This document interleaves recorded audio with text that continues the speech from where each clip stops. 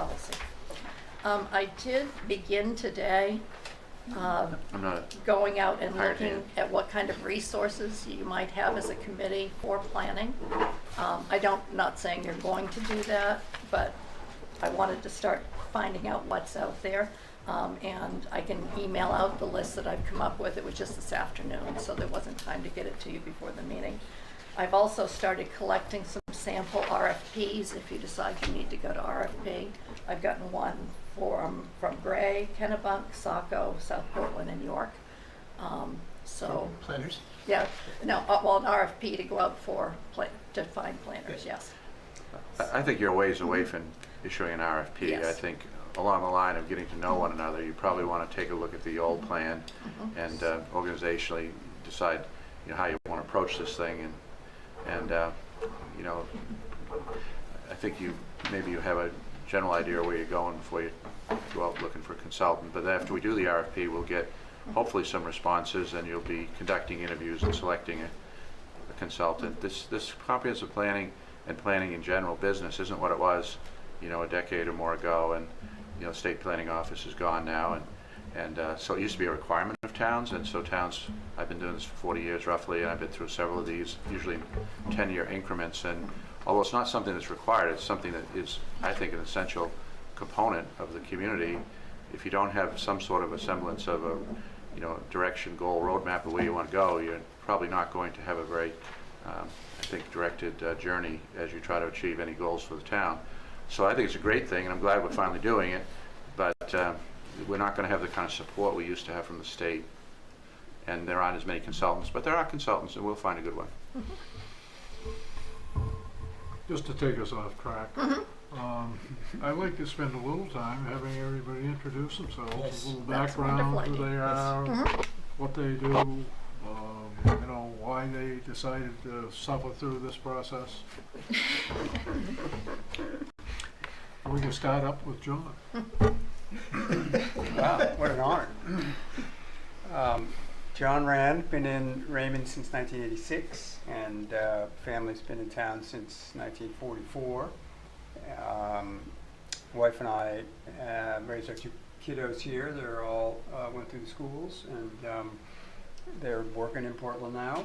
And been involved in the '89 comp plan, which my folks are involved with, the Brad's 2004 plan, and was also involved in Raymond Waterways and Raymond Conservation Commission for a decade and a half or so, and believe in the process.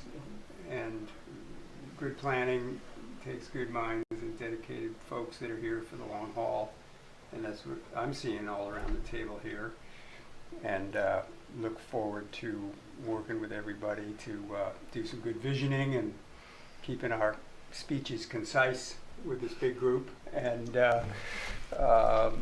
working with a planner. And I trust we can find a good one to help us stay on track and make a good direction for Raymond. My name's Danelle Maloney. I've lived in Raymond for 7 years now. I have 3 kids who are starting to go through the system. They're 6 and under. So I am an attorney downtown in Portland.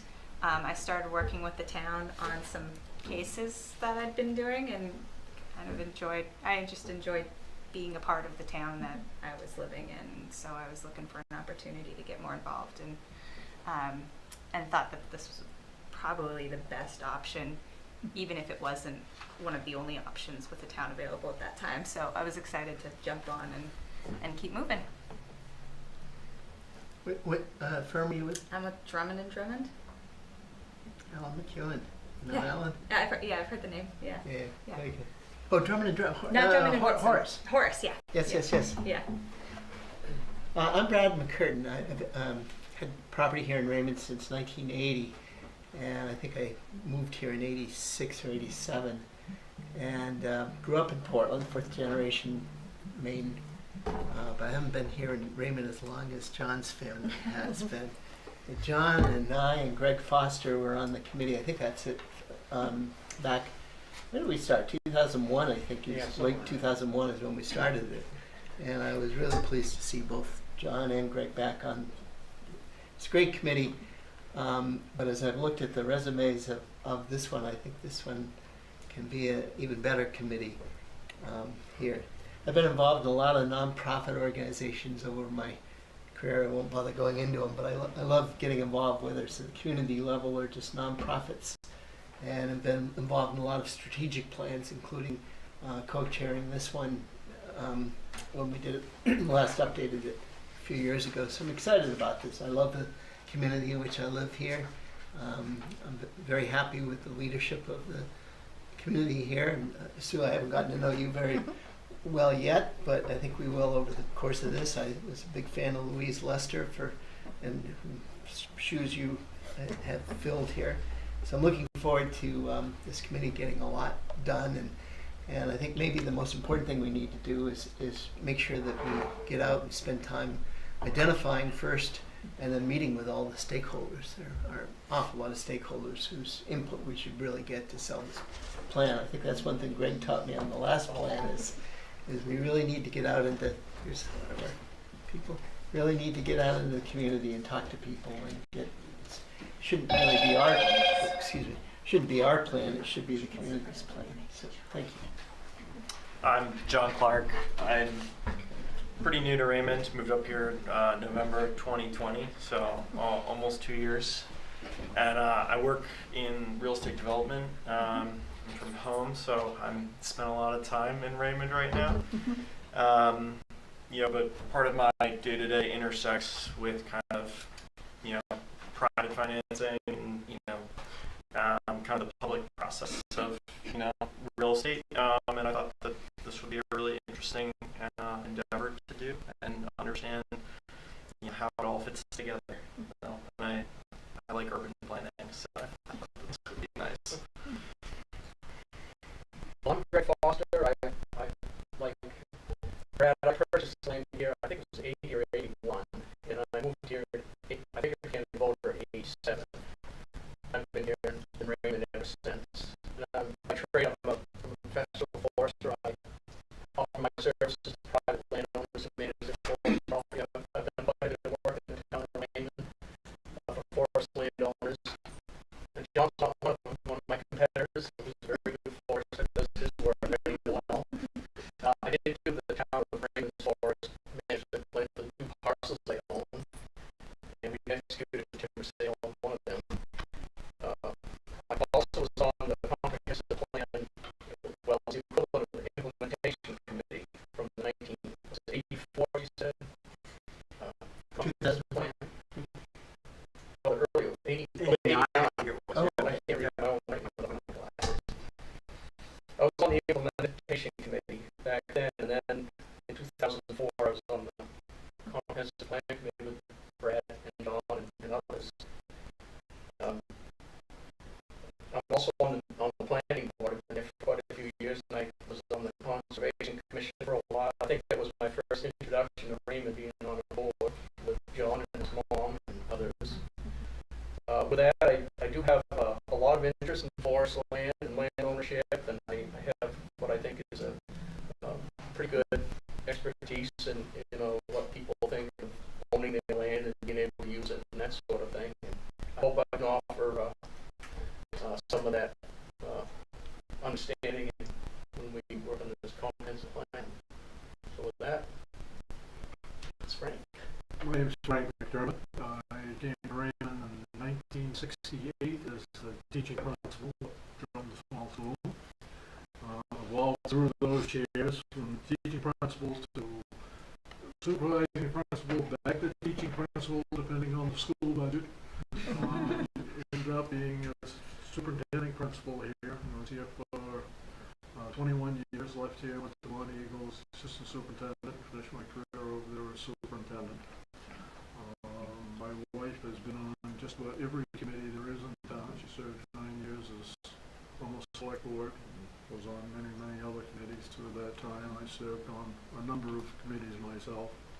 We have 5 kids, all went to school here, got a great education and are doing very, very well.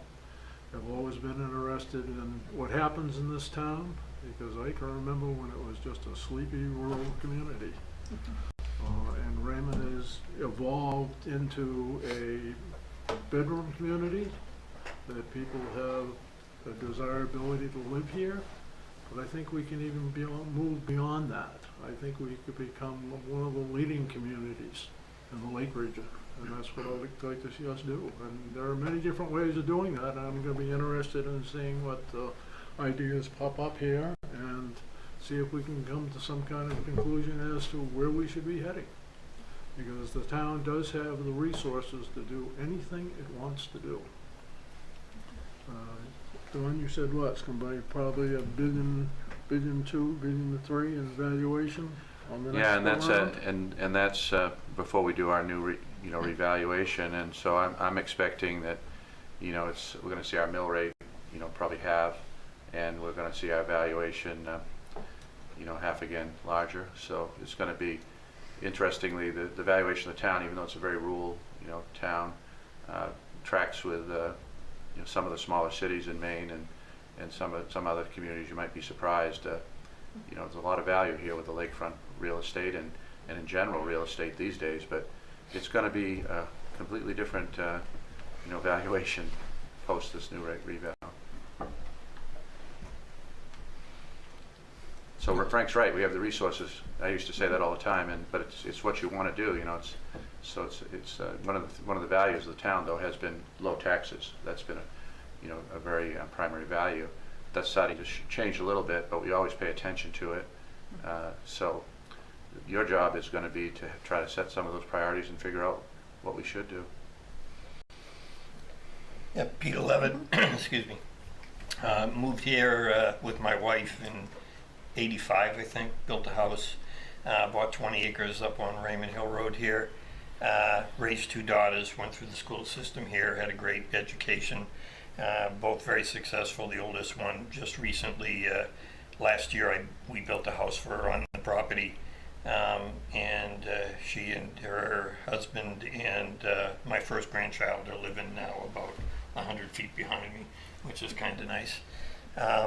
As far as professionally, I was a hospital administrator, ran a number of different hospital services for 30 years, and spent, I think it was around 25 years on the Zoning Board of Appeals.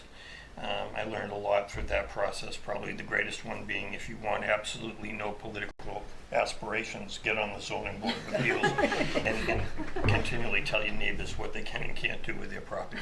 So I am looking forward to working with all of you and trying to chart a course for Raymond in the challenging years ahead.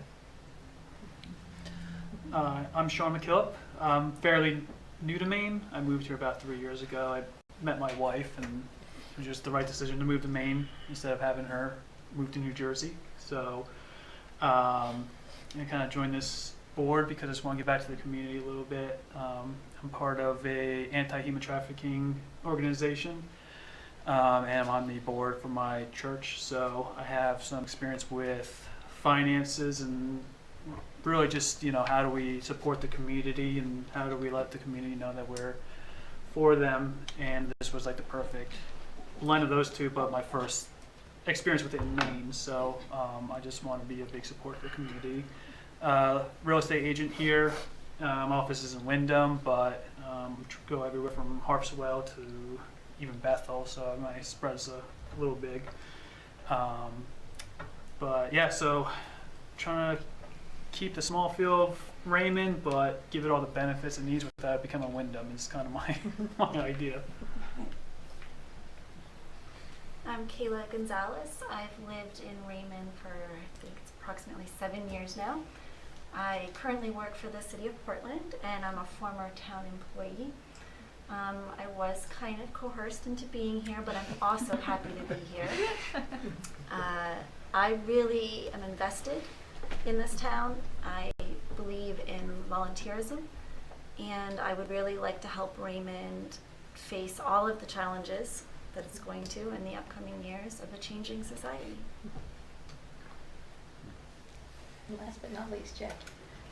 Hi, first of all, I apologize for my tardiness. I thought the meeting was online and it was not. So I apparently didn't do all my reading and homework I was supposed to. So Okay, so I live here in Raymond. I've been here about 4 years now with my What's family. your name? Oh, Jackie Sawyer. Jackie. Yeah. My 3 kids are in, I've got 2 at the elementary school, 1 here at Jordan Small. I've been involved with some of the youth athletic programs, helping to coach. And I work as a real estate agent. My office is Meservier and Associates. We're based out of Auburn, which is where I formerly lived, but we've got a Sebago office as well. So being here in Raymond is kind of a nice middle point for me. In college, I studied international development. So development is an area that I've never really pursued, but I've always had an interest in. And you know, I grew up in Yarmouth, which had a really kind of thriving, you know, pedestrian-friendly feel to it. You know, a lot of recreational activities and everything, and I would love to kind of see that side of things grow here in Raymond. Get people outside and enjoying life around here. So.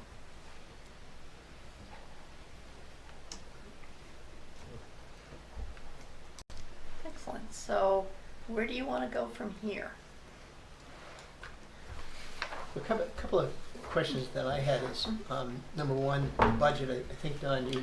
Yeah, you have $10,000 for this year, and that will be adequate because by the time you get around to deciding what you want to do and putting together an RFP, soliciting proposals, interviewing, hiring somebody, you know, I have a term of art I use, a coin, I guess, all deliberate municipal speed, the speed of government. So it'll be, you'll have plenty of money to get you through to the end of the fiscal year, June 30. But next year you'll be planning on more money, and you'll need to put together a budget, you know, to be reviewed by the Budget Finance Committee, Board of Selectmen, and then off to town meeting. So you'll have money enough to do what you need to do this year, I think, but you'll need to be thinking about next year and beyond. This is, by the way, this is a, you know, a 3-year commitment anyway, probably. So you have money, enough money. Well, I think we just swore that we'd be through by June 30th, 2023, right? I can swear at you again. Yeah. You can swear we didn't do it that quickly last time. We did. And the other thing I should tell you is that, you know, because Sue's the town clerk, and she's the principal contact person for the committee once we have, you know, the staff, or I guess the offices filled. I'll be attending the meetings. We have Chris Hansen here, who's our assistant code officer. He's been with us for, I think it was about 10 years before he went to Wyndham, and then got some excellent experience in Wyndham. So, you know, he's going to be a resource in economic development, planning and development in general. You'll see our department heads as we hit each area of the comp plan that directly relates to them. They may get really excited and come to every meeting, but probably they'll be here when it's their thing. So that's. What about minutes of the meetings? Sue takes minutes. So you'll be at every meeting then? Yes. Okay.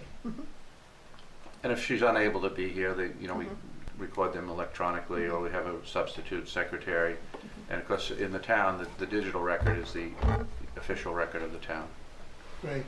I don't take particularly detailed minutes unless there's some subject that you ask me to do Yeah, that. and that's an important point too. That on this meeting, of course, you may know, may not know that, you know, it's being live broadcast, and then it will be streamed on YouTube and off the website as well. So there are multiple platforms that people can review and view the meetings. So that's something that when I started, you know, over 40 years ago, that was not how things went. But now everything is done that way. So where's the camera? There are multiple cameras. There's one right here. There's Okay. one right there. And they pick up on whoever. Yeah, and of course, and Okay. when we do the hybrid, the people will appear on the, you know, television screens and so forth. Behind that wall and behind the curtain is a gentleman who's running the whole system that does everything and puts it out to YouTube right now, streams it right now, Yeah. etc. And you're welcome to wander back. Right tonight is Sean that's out there as our videographer. It's the system, not the electronic piece of it, but the system itself, you know, kind of reminds me of the Starship Enterprise. It actually came from Harvard, of all places. Kevin, our tech guy, got the cabinetry, and of course it's been updated over the years, but it's quite impressive, and that's just part of what we do. We have server locations at the town office and also the public safety building, but yeah, it'd be worth worth taking a look, see what's behind the curtain. As far as the process, is it too soon to decide amongst us if are we going to use Roberts? Are we kind of started off by making motions, seconding and voting, but just to clarify. That's typical, yeah. Yeah, it's fairly standard for the town, so. So is that something we need to vote? You can vote to Yeah. adopt Robert's Rules of Order. All right, then I'd make that motion that we generally use the accepted version or the current version of Robert's Rules. I'll second that. And if anybody would like a copy of that, we'll provide a copy. Mm-hmm. But I think it'll be It's the most important interpretation. probably for the chair and vice chair, or however you do it, or co-chairs. Mm-hmm. Is there any discussion on that motion? Just one question, yeah. How many are, everybody's probably familiar with them, but how many have actively used them in organizations? Yeah, to some degree. Because, it does get pretty formal. For example, I believe the motion to table that I made at the onset. Would actually kill it if you use the direct interpretation, yes. What's that? That would actually kill that. We wouldn't have a chair because a motion to table kills a motion. No, In it Roberts. doesn't kill it. It just puts it on the table. But it's non-debatable, Right. the motion, but we debated it. Yes. So that's why I was wondering, How formal? Yeah, formal we sure. want to get with this, because if we say we're going to run by Robert's rules, it takes away the friendliness of it. And, Yeah, I would think that, Yeah. it can be loosely interpreted through the chair. I mean, that would be some way to control it to some degree. I don't think we need a parliamentarian or anything like that, but I think those are called the Bobby rules. yeah.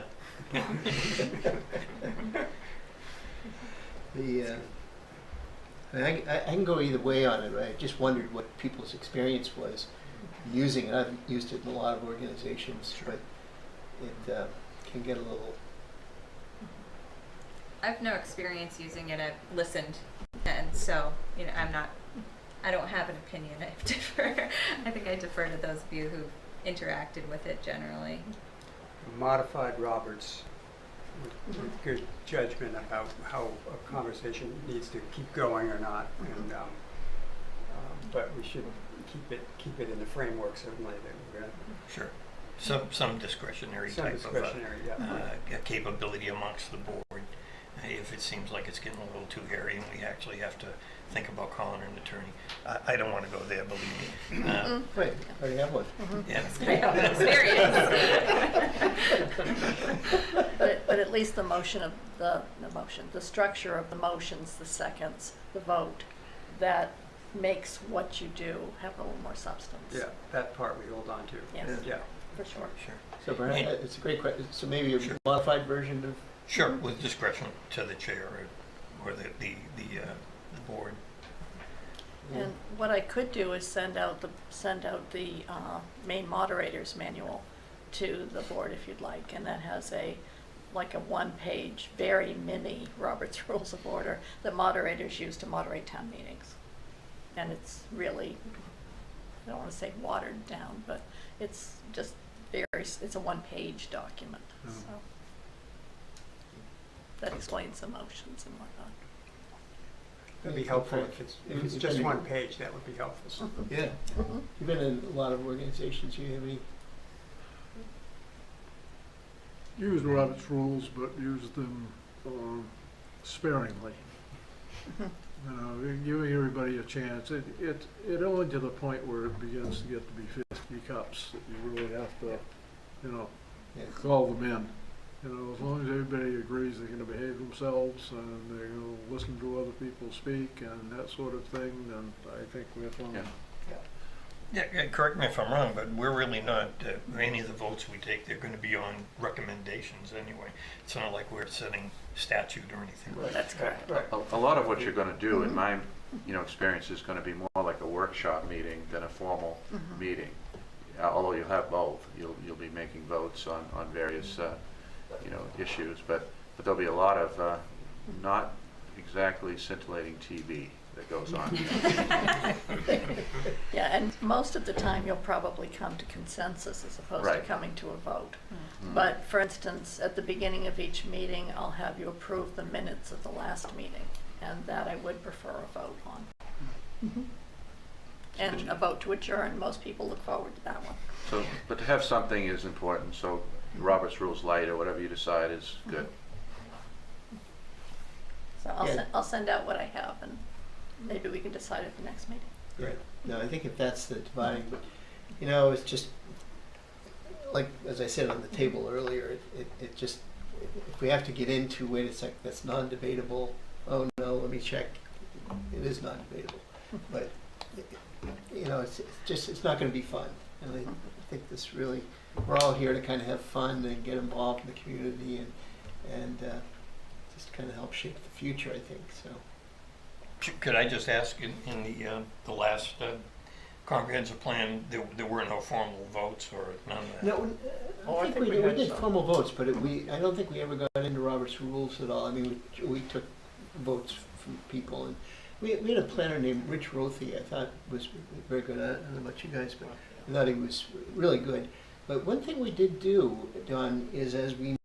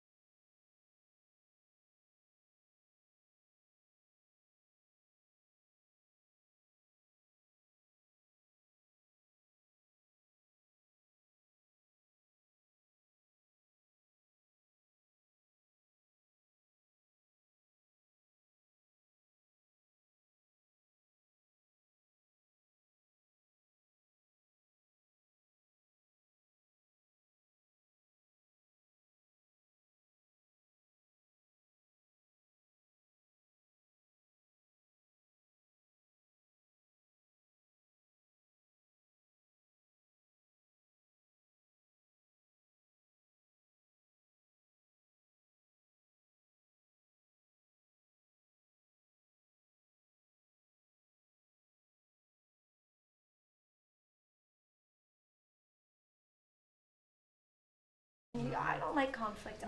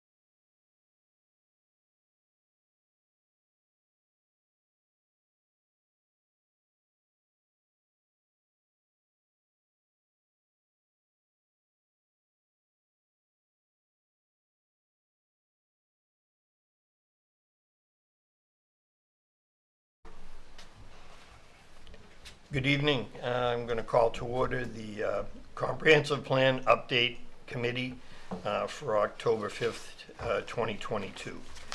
First order of business is to approve the minutes of the previous meeting.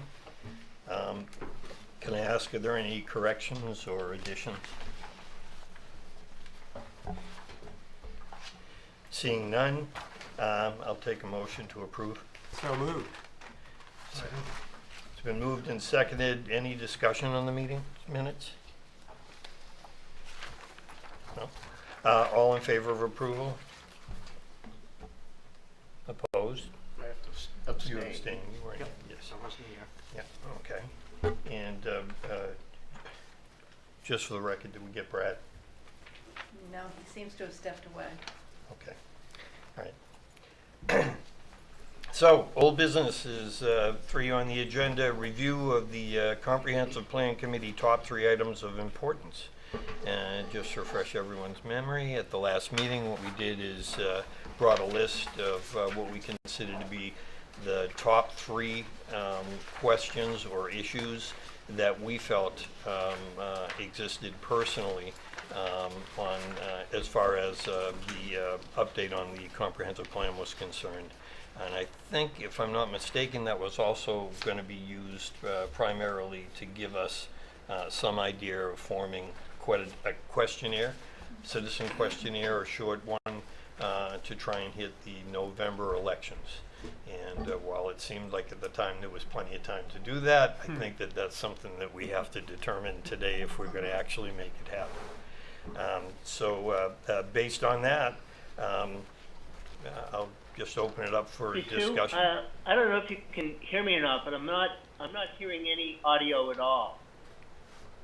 Okay. Okay, Sean, do you know why Brad on Zoom wouldn't be hearing audio? No, but I'm going to look into it right now. Okay. Brad, can you hear me at all?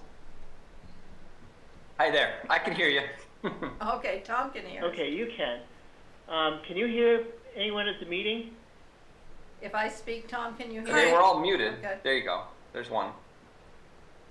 I can hear you. Okay. You're at home though, right? I am. Yeah. I can't see anything of the meeting. No, you won't I be can't able. hear anything of it. You won't be able to see anything. Maybe you He's should not hearing. turn up his Can computer you guys possibly. see the meeting at all? No. No, you won't be able to see it. If they're getting there we go. audio, that would suggest that it's going out, right? Okay, if Can I they hear you now? unmute me, does that get? Can you now? No, that's going to cause us feedback. Just to, if you would, this is Brad McCurtain.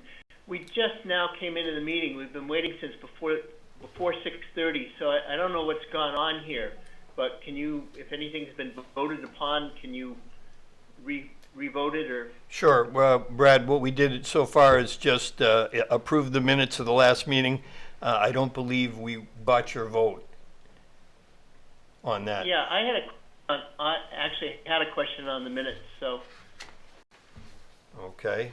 So I would move to basically reopen minutes so Brad can have his say. Okay, Brad, if you just tell us what your additions or corrections are.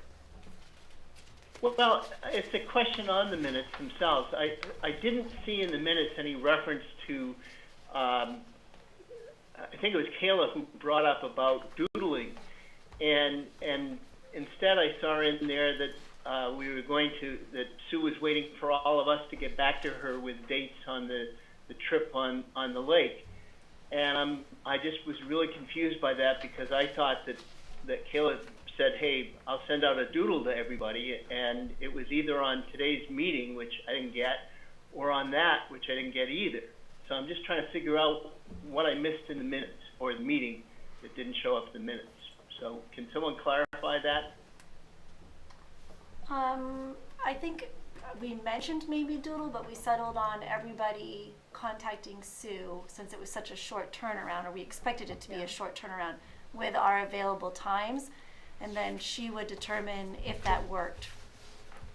But I think we were unable to get enough responses, and then I think the weather's turned, Well, I have another two other dates now, but Okay. they're probably a last ditch for this fall, I would think, because it's going to get a bit nippy.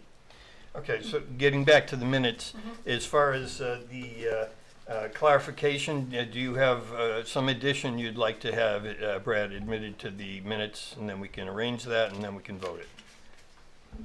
I don't know how to put the addition in. I mean, I heard doodle, and I was pretty sure Kayla said, I will send out a doodle, as opposed to maybe we can send out a doodle. It's not a big thing, except that, you know, when I brought it up, and I think someone else brought it up here also, that we were expecting doodles, and then the word was, well, we were waiting for everybody to get back, and then Sue, you know, I'm more on procedures than I am on the minutes, but if you could play back those minutes at some point and see what was said, it certainly would be clarification, and just as a going forward, try to keep this in frame it in a positive sense.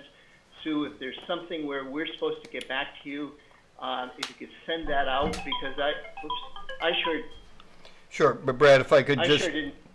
Yeah. If I could interject it, I think the understanding at the first meeting, and my understanding of the town meetings basically is, it's actually the video that is the formal record of the meeting. And therefore, the minutes that I've seen primarily are relatively brief, because it's just a general outline of what transpired at the meeting. The official minutes that we're really voting on is the electronic record. Is that correct? Yes. Yeah, okay. Yeah, So- the minutes are a guideline, so So, if I have to go back and Brad, find if you don't want to offer a change to the minutes, then I guess we can let the vote stand, and you have the option to add that vote. So I'll recall that vote. So are there any other additions or omissions on the minutes? Seeing none, I'd ask all in favor of approving the minutes as written, raise your hand. Okay. Those, the noes? One, and one. Opposed, because I think that was critical and should have been in the minutes. I understand, and now they will be. And then we have one abstention. And that's because Greg wasn't here at the last meeting. Right. Correct? Yes. So I think, you know, for the purposes of process, we did everything right. Okay. So under old business, review of the comprehensive plan's top 3 items. As I started to say, we did discuss it at the last meeting and offered our 3. We made a listing of those, and so I'd open the board up to discussion on those 3, or on the discussion regarding the 3 most important to each individual on the board. Just not to editorialize, but basically my sense with this is it'll give us a good sense, after looking at what we selected as a board, how that mirrors, let's say, a brief survey at town meeting. So we can get a sense very quickly, you know, are we on board with at least the individuals that are willing to stop and fill out a survey or put a sticker on a board for us? So that would help to validate it. But I'd open this up to discussion on those items of most importance.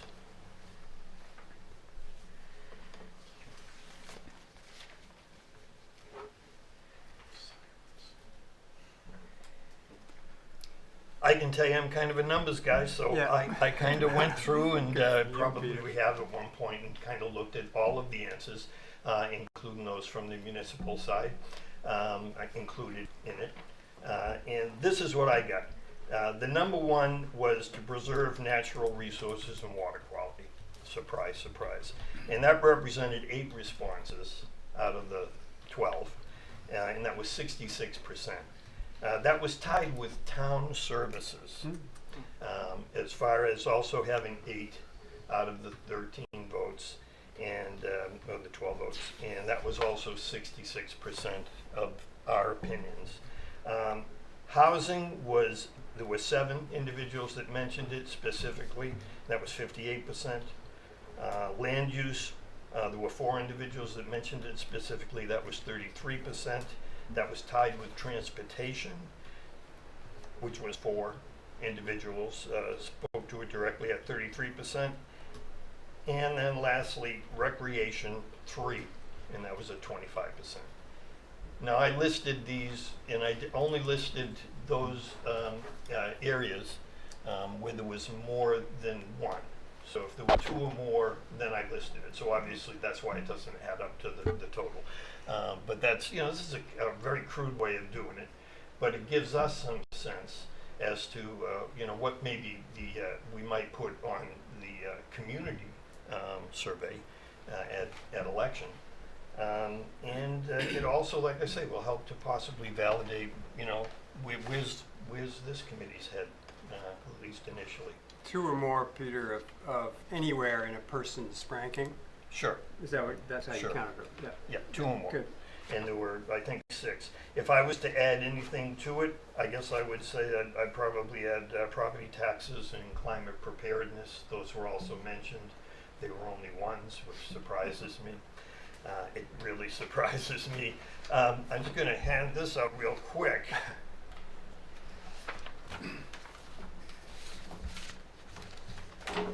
Thank you. Just shoot those down. This is on the website. As Sue mentioned, there's a wealth of information that's on there. These are rather large documents, so you can obtain the whole thing on the website if you just search it. This is the 2014 Town of Raymond Citizen Survey that Dawn alluded to it at I think the last meeting. Wow. When I look at the demographic, I believe you said something in the over 10,000 range in order to do this. Yeah, it was, the bids, if you will, range from, about 12,000 thereabouts to almost 20,000. Yeah. And then I was charged with negotiating it down to 10, which I did. Yeah, good for So, you. Yeah, but this is obviously, when I read it anyway, I've seen a lot of documents, and this is a pretty class survey. Also, 2 things that's interesting in this survey that I read were that at least Pan Atlantic, which is the group that conducted it, said that Raymond was, especially for its size, this was an exceptional endeavor, that there aren't a lot of towns that had actually dug this deep into a formal scientific survey of the citizens' feelings. And so that struck me. And the second thing was, I believe I saw that it was above average return. There were over 500 returns. That being said, there were 2 surveys to every household, right? One that was online and one that was paper. So, it was a pretty good outreach as well to try and survey the community. So this is dated information. I would certainly encourage everyone to go to the website. I don't know, you have to send these. They're on the website and they're all very accessible. I found it no problem. And it would be well worth your while just to look at it a little bit. But if you look at the second page, some interesting things as far as what can change and what stays the same over less than a decade. And so number 1, what's number 1 on the survey? Taxes. There you go. What was interesting to me was that people wanted to keep taxes low, but wanted to expand services and improve the levels of government and do a lot of other interesting stuff. But they valued the low tax rate as well. So that's somewhat of a dilemma. But it's manageable. Though you'd have to do things in a phased way, in an incremental way. But I was struck by that. Struck by number 3, leaving the RSU. Things have a way of changing in a relatively short period of time. I mean, I'm not going to get into a discussion tonight about it. It's just that a lot of things happened between the 2 towns as far as interactions over that period of time. But an interesting one. Any other thoughts as we kind of scan this real quick? Just natural resources landing in the top 5. Yep. And we're seeing that tonight.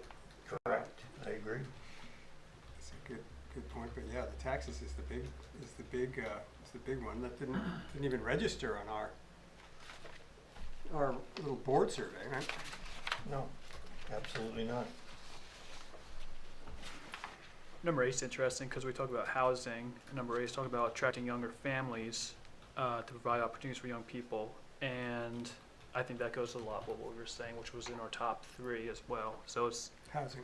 hasn't changed since 2014. It's still important people. No, and I agree with that. You know, as I was looking at this and I'm saying, gee, where is housing? I mean, we were all identifying right up in front as, you know, we've got to really attend to housing in the community. But I think that's really buried right in there. It took me a minute to Housing is the uncover it. root cause, I think.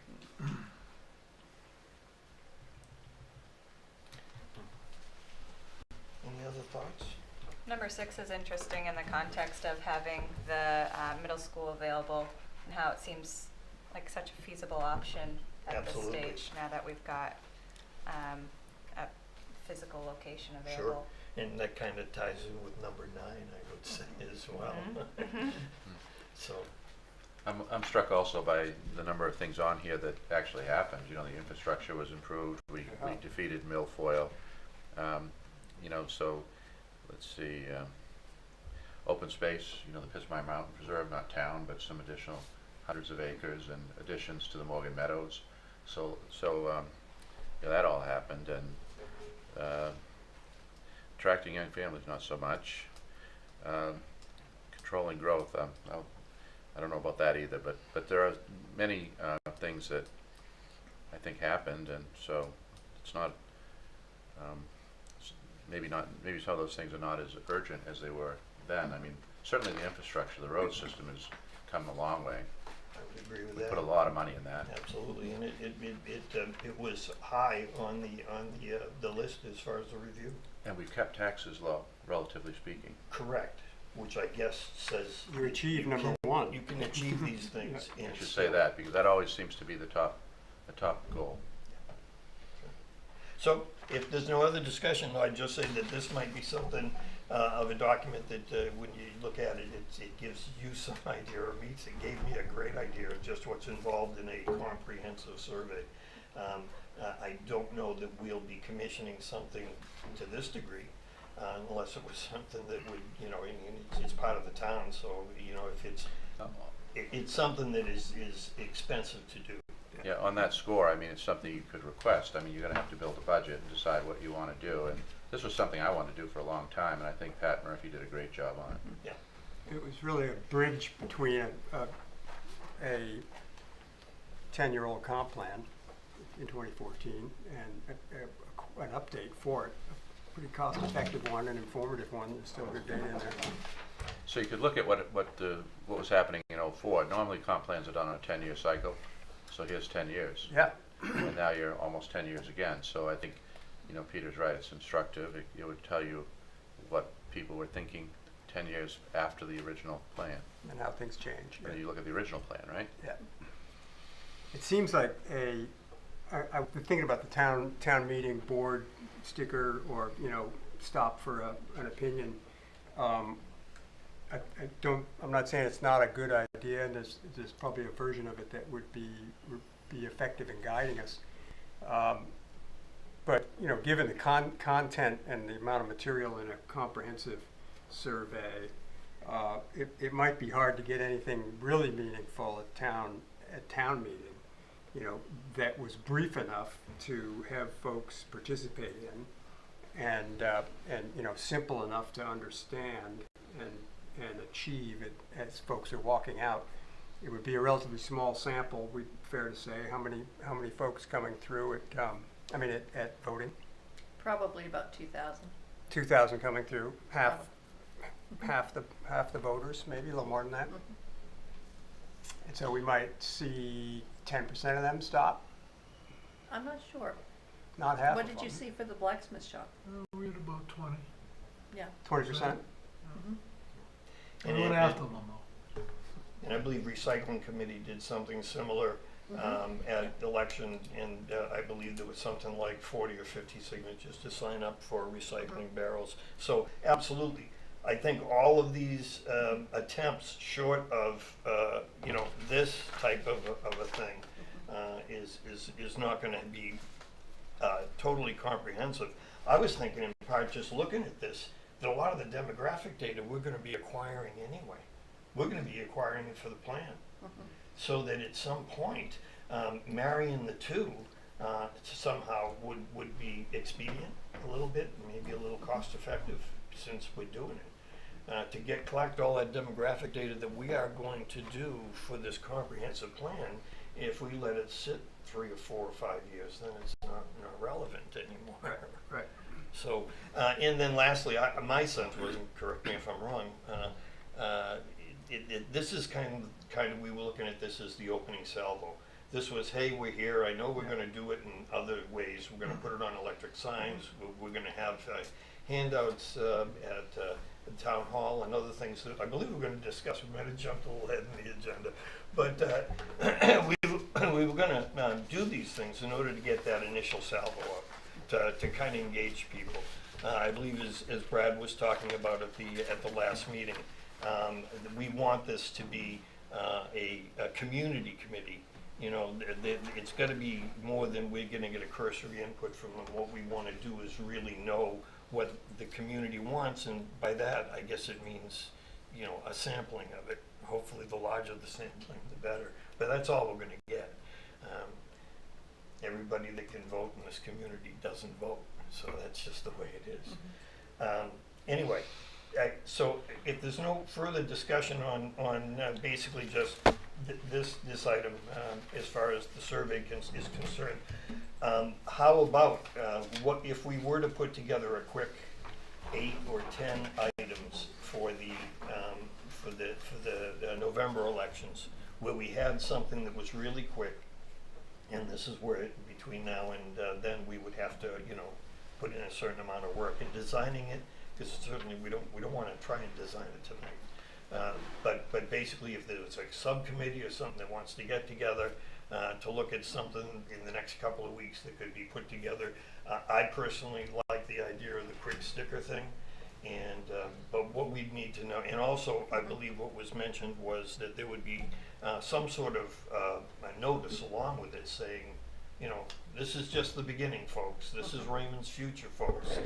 Get engaged, expect more from us. We're going to be reaching out to you. So it's a quick, even if they don't stop to put a sticker on a board, if they just see something, a board that's printed with that message, then it's, oh, you know, it's just another form of getting the word out. It would help frame the, perhaps inform the RFP too, assuming that the RFP isn't going to go out before then, which I would be surprised if we did. Yeah, but I'd be surprised if it would. So if you had all 15 of these items on the board and everyone gets 3, you know, a red, a green, and a yellow sticker, or something like that, and they put them under, they vote their money, they vote their stickers.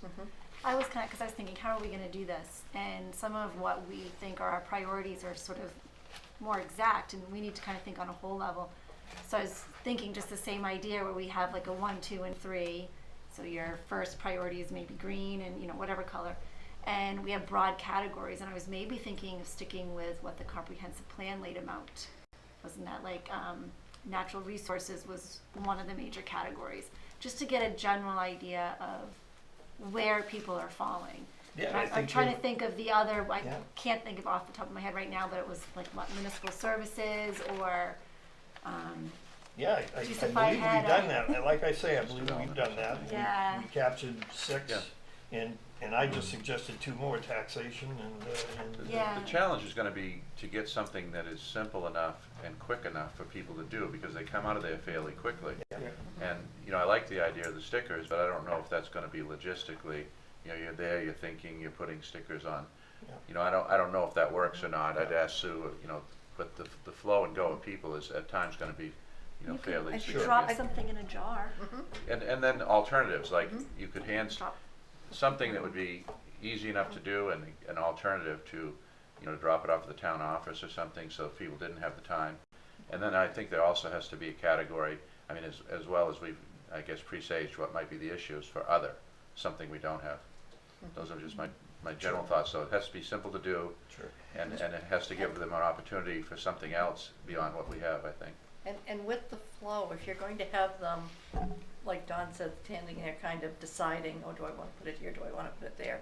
You might almost need one on either side of the aisle going out, so that more than one person can be doing it, Yeah. so that you aren't. You So don't I end up just, with I a read queue. down basically the categories I used in order to calculate what this committee was saying. Housing, town services, water quality, natural resources, land use, transportation, recreation. I mean, I read that in less than 30 seconds, I'm sure. So I'm just wondering, is that too general? I'd like some feedback. Is that too general if you were I think- doing I an don't think exit so. thing? And you said, I think it's, my top three are housing, transportation, and recreation. Well, I think that's perfect because it's not quick if you're having to read through 20 different options. Sure. I guess I have a hard time letting go of the fact that what I'd really like to get personally is some feedback from the community early on as to, are we even on the right base or not? I'm probably pretty convinced we are, given those very general, and certainly it's got to go with the disclaimer. It's clear that, this is just the preliminary survey, and, we're going to get a more comprehensive survey to you. Brad has his hands up. Yes. Yes. Sorry, Brad. Yeah, just a quick question for Don or Sue. Do we have a community email like complan@raymond.org or anything that we could, if we don't have one, could we set something up that's relatively simple that can go to the committee co-chairs or someone? Yes. Yes, we can do that easily. Okay, just something that's easy to remember, easy to spell for people who can't, whatever. Something really simple, and if we can get that out with this survey, then the people who can't take time, look, just take this with you, take a look at it. You can email back to us or questions, but I think it would be great to start publicizing that.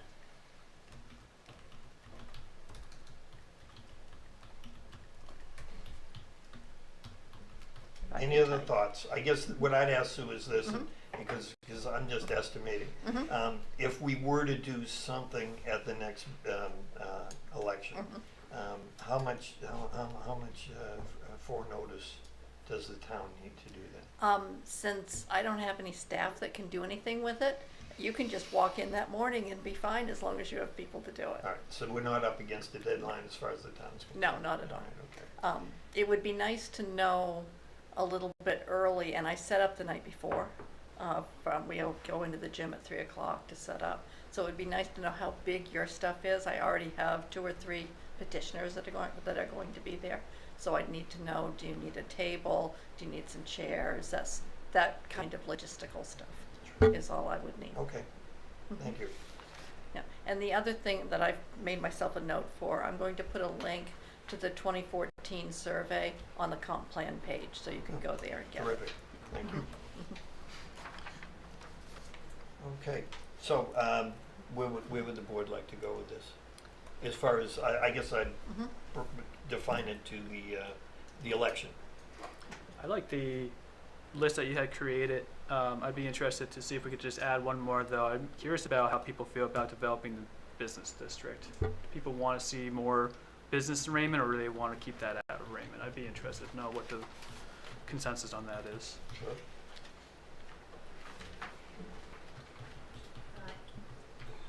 Can I interject here from Zoom? I'm wondering too if we, I imagine that there may be a handful of voters that would want to stop and talk with us a little bit more about what's going on and what we're doing. And I wonder if there's maybe include a detailed page or a printout or something that we can hand out and we can chat and have a conversation with those that actually want to stop and talk about it with us. Okay, thank you. You were surprised on the sustainability. I was surprised on broadband. We're working really hard, and I know that's your thing too. Absolutely. And I think that's essential for the future. And but I don't know how to get at that. It wasn't something the committee thought, I guess, was as high. And we really need to, I think, demonstrate if we're going to get grant funding that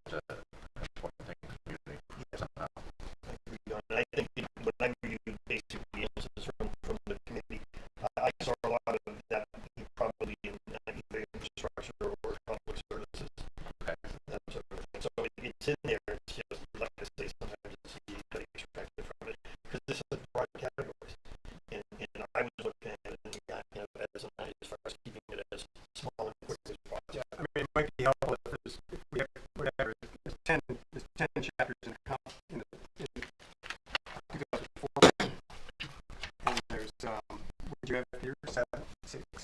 I think, well, you know, it's up to about 8 or 9 now. I got 8. So maybe you have broad categories. Couple bullets. Maybe you have a little Just more detail. yeah, but what each one kind of covers. Includes, you know, one word. Services, it includes broadband. Yeah. And Or infrastructure would also include that. or it's better under infrastructure. Yeah. So how would the committee like to do? Is this something that we would look at a subcommittee kind of getting together and just putting something like that together? I think that makes the most sense. Okay. Can I ask for some volunteers? All right, Frank.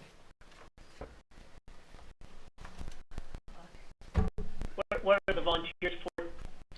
It would be for a subcommittee to draft. Oh, Yeah. yeah. So 3 would that do? Sure. And I guess your charge would be to get together, certainly electronically be the easiest way. Look at the I would say look at the meeting minutes and what we've discussed, and you know, decide, you know, what format you'd want to present it to. Or I think I've heard several formats. There would be a handout, and there would also be possibly a board for scoring. Terrific. Format and content. Yeah. One of the things we did at the with Pat Murphy and Pan Atlantic was to make it available in different ways. So that's something I remember as well. Absolutely. Yeah, and one of the options could be to put it on our website, because Kevin Sure. can create the same Yeah. type of survey there if you wanted to give them. I feel like we would Yeah. want to do something more comprehensive Yeah. at a later time, though. Oh, yeah. I think maybe the purpose of this is just an initial snapshot. First brush. Yeah. It is. Yeah, It is. yeah. I think what I saw is that one of the previous minutes, Sue, what you had included was a preliminary community survey at the election, on the town website, in the October Roadrunner, at town office, and advertise on the Facebook page and the electronic sign. Yes, so we can do all of those things. Whether you want to with this first go or not is really up to you. So I'd folks. throw that to the subcommittee as well, Yeah. if you're working on it. And I'm sorry, I missed the members of the subcommittee. So Oh. I got Brad and who? Danielle Craig. and Frank. Right. And, okay, thank you. Could I suggest maybe one of the co-chairs be there also on that, I'll be just to there for keep you, us Frank. straight? I'll be there for you. Terrific. Very good. So if there's no further discussion on that, Mr. Chair? yes. If I could, and I'm not sure if you want to do this, but it is a suggestion. We do have 2 people here that are joining us one from the state, one from St. Joseph's College. And in the interest of not having them sit through some of our tediousness. Absolutely, absolutely. So, yeah, That would- unanimous consent to change the order of the agenda without exception. Agreed. Yeah, okay. So, who do we have? We have Tom, and I'm sorry, Tom, I know I will mess your surname up if I try it. Maraglianolo. That's fine. Tom M. That's fine. That works. Well, thanks for joining us tonight. Yeah, no problem. I don't know. I guess I'll just kind of spiel for a minute here, and then I guess the best thing is just open it up for questions. I don't know what order you'd like to take things. Typically, normally what I'm doing now, I just want to make sure, is there anyone from GPCOG in the meeting now, or no? The I think no, town right? of Raymond is not a member of GPCOG. I understand that. Oh, okay. So we pay GPCOG $45,000 a year to do this, and so they're typically the contact, whether you pay dues or you're a member or not. And an example, that's very common for everyone doesn't pay dues to their regional council. That's common, but we fund the regional councils. GPCOG does tend to be less active. I understand that. And other councils are much more active. But just letting you know, it is a resource out there, for you. It's supposed to be there for you. And so this is the type of, like, they've been working on Long Island's plan for years. I don't even think Long Island gave them a penny. Years, it's now in my hands, but you know, that's a resource. So anyway, so I just wanted to double check to see sort of where they are. I was looking at your last, Sue, the material you just sent me a few minutes ago, the PDF that had, you know, the agenda and stuff. I just scrolled through it while you guys were talking. And I just saw like Rich Rothy on the last plan and stuff, and it just, you know, it was good to see some of those names were in the mix. Just hoping, I didn't know if maybe they were back this time, that's all. So just a quick background. Again, Tom Mariola from DACF, Department of Agriculture, Conservation and Forestry. I've been around doing this in one form or another for 23 years or so. And I was at the State Planning Office in sort of the Evan Rickert days back in the King administration. I've been the sole reviewer of comp plans for a few years now. So I review plans for the state, statewide. I'm just trying to think what we want to cover. So I also do the data sets. So when I say I do the data sets, so what that is, and I've done that on and off pretty much since 2006 or 5 or so. The intent of the comp plan review criteria rules. So I noticed in the minutes that I got from Sue, towards the back there was the statute, a portion of the Growth Management Act, which is great and helpful. It might be a little high level for the committee. I usually say, when I talk to a chair, I say, the chair needs to know that, right? or the CEO or something, right? Town manager. But one step below the statute is the comp plan review criteria rule. And I apologize, you may have gone over some of this. That's chapter 208. And so that is the rule that the state that I use to review comp plans. And so that's what you're going to want to have sort of in your pocket as you're drafting this. It also lays out the process, sort of like, what do I do when, what do you do when, you know, that type of thing. How do you appeal it? You know, that kind of thing. And then one step, and then I don't even think the committee even needs the rule. I mean, it's, you know, it's good to know it's there and get a copy of it.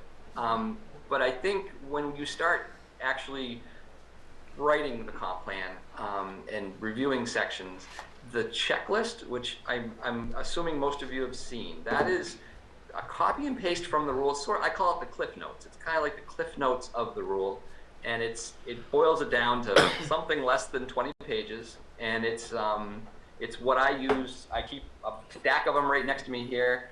I was using one this morning. That's what I use when I review a plan. So it's just running through a list of what's required. I don't want to get too in the weeds. Just tell me how deep you want to get here. But when it comes to requirements, the way the rule's written is like they're black and white. There's, you know, this is what's required, and that's it, right? Well, after doing this for some time, there always is this sort of in-between gray area, and you have to use some judgment. No plan, almost no plan, ever covers every one of those items. I mean, there's 20 pages. It's probably, never counted, 250 items, right, that I look for. And so some of those things just aren't gonna matter. You know, your cargo port, how big is your cargo port, right? It's just not, it's not something that's gonna apply. Or maybe a train terminal or something, you know, it's just things that may not apply to most towns. And they're pretty obvious when you come across them. And then there'll be items where maybe they're not statutorily required, because some of those items are statutorily required. If they're statutorily required, I'm going to kick them back to you. So I was reviewing Rockland this morning. I think I found 3 things. I found 4 total things, 3 of which were in statute, that they must be in a comp plan that's found consistent. So try to focus on those. So there's not many 1 or 2 or 3 or 4 things that are probably going to hang you up. But there are sort of like more important ones. And that's where an experience might come in with a consultant. And you have the checklist right on our website, and you can do your own review. And I'd say 2/3 of the plans I get, they've already completed that checklist to the best they can, you know, and which makes a good case for a consistent plan. I'm sure I'm forgetting things. You guys want to talk about timelines, or where would you like to take this? Well, Tom, I've got a question. In the agenda later on, what we're going to be doing is looking at the town draft of an RFP for a contract planner. And so we'll be looking at the elements. It looked pretty comprehensive to me, but we'll be reviewing that. So we definitely are planning on engaging a contract planner. Okay, I quickly looked at that just as you guys were talking about minutes, I think. Yeah. The only thing that jumped out that is very commonly forgotten, to me it kind of always I see it sometimes in burn towns in the end, is if I was to spend public funds to hire someone to do a job, no matter what, I don't care if you're plowing roads or cutting trees or doing a comp plan, I would want them to have done one before, right? And so, I mean, and you can sort that out when they come in, obviously, you can look at their experience, but I would want someone that has done a plan in Maine in the last, say, 12 years, something like that. I only say in Maine, and I'll give an example. I think this will hit home. If you looked at our website now, you'll see Kennebunkport is on my list. I don't know, it's probably fourth in line to get reviewed. And so Kennebunkport went out to bid, and they hired a consultant for a $360,000 contract. And mind you, when they hired him, this is 2019, the average comprehensive plan contract for a consultant was probably in the 23 to 35,000 range, on average. There were some higher and some lower. It wasn't unheard of to get an $18,000 contract on a comp plan, right? I mean, it doesn't happen anymore, but and so when you see a 360, it just blows your mind. It was just over the top. I mean, entire counties combined are at that amount, and so when I didn't even know what one was selected yet. I just knew the RFP was out there. I knew it was big budget. I don't follow that closely. And then I get a call from that consultant. And the question is, okay, now what do I do, right? Never done a plan in Maine, right? I mean, mind you, the plan has come in. I haven't reviewed it yet, but I looked at it. It's $360,000. It's a phenomenal plan. But I haven't read it yet, but it's over the top. And our minimum criteria is pretty low. It's a low bar. I think in most people's opinions, it's a pretty low bar. But when you hire someone that has never done a comp plan before, you want them to have done a comp plan that is in line with the intent, which would be to meet the minimum requirements, the low bar. And so you might get someone that's done a plan in another state, and they might come in with the same understanding of the criteria, but I don't know what other states' criteria is, but I guarantee it's not the same. So I will seek consultants that'll come in and they'll do a nice plan. It just doesn't. There was never any intent to meet that minimum criteria. So they find themselves having spent a lot of time, 2 years and 50 grand, and they have something that's not close. And I was on a phone call with Newcastle this morning. They did exactly that. They've now hired their regional counsel, and the regional counsel just connected with me today to let me know they've been hired and make that connection. But they're on a cleanup mission, basically, after they'd hired a consultant that had never done a comp plan. We're not going to spend $300,000, and we're going to get somebody who has experience. I've been doing this for a while. I hired Evan Rickert when he first got into business, so we're going to be okay on that point. And that's the town manager. Okay, good. Yeah, we know what we're doing. Good, gotcha. Tom, could you answer this for me? In reviewing the RFP and the statute as well, and it sounds like this checklist would help a lot as far as looking at, as you allude to, what is and what is not statute. But I came across something I was unsure about. In the RFP, it states, in our draft RFP, it states that the consultant's work will result in the plan consistent with Growth Management Act of the state of Maine. That being said, further down, it has kind of one of the tasks of the contract planner is to basically the consultant will assess how the consistency with state statute might support or hinder the proposed goals and policies of the town. So it seemed to me those were kind of in conflict, unless you can describe for me, is it in the growth management plan where there's the section on addressing conflicts, where the town planner and the committee actually state their case for, let's say, why we aren't able to do 10% affordable housing in all new projects? Yeah. In some cases, possibly. The example you use about 10% affordable housing, that's in statute. That has to be in a plan no matter what. So that's like probably the biggest red light, just because it's specific in statute. But in other cases, let's say, I think I heard the question right. Let's say there's something I sometimes will get will be like forestry, forestry. And this was in Scarborough, and the plan was silent on forestry in Scarborough. And so Scarborough has commercial forests in there, and they have timber harvest data, and we provided as part of our data sets, the data sets that we compile, we provided their harvest data. So it showed how many acres of softwood, hardwood, were harvested in town.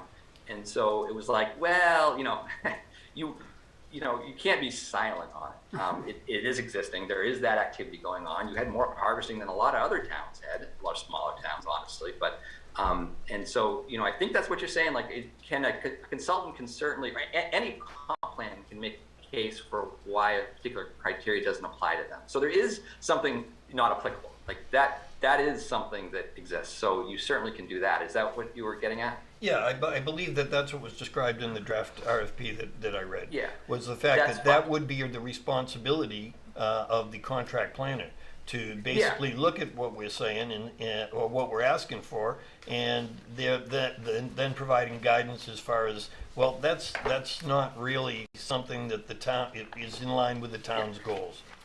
Yeah, and if it's kind of touching on the same thing, which I thought you might have said when you first started the question, I thought you were going, was if it's important to the town that it be consistent with the Growth Management Act, if this is an ultimate goal, then I would write right in the contract. It may not have to be in the RFP necessarily, but usually RFPs mimic the contract, or vice versa. The contract mimics the RFP, but you might want them to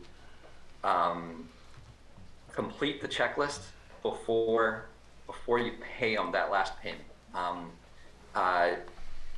Again, this experience, this is the town of Georgetown.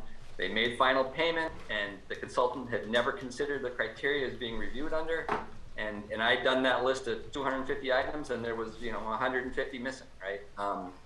And they'd already paid, and the consultant was out of their hair, right? I mean, it was paid. So a final task may be something like when it's getting ready to get submitted to the state, that they complete that checklist for your own use, just so you know that if that's the intent, is that the town wants to meet the minimum criteria, then I would think they would be able to do that. I don't think that's asking too much. I mean, especially when you're reviewing a chapter, some chapters have 15 things that we're looking for, right? And most of them they're going to catch just by accident. I mean, honestly, they're kind of like, I call them like mom and apple pie things, where it's like things that you're just gonna you're gonna talk about traffic, you're gonna talk about the lakes or water quality. They're just things you're gonna catch anyway.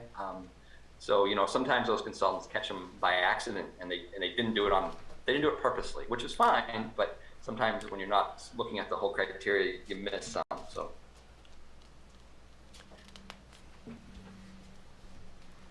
Other questions from the committee for Tom?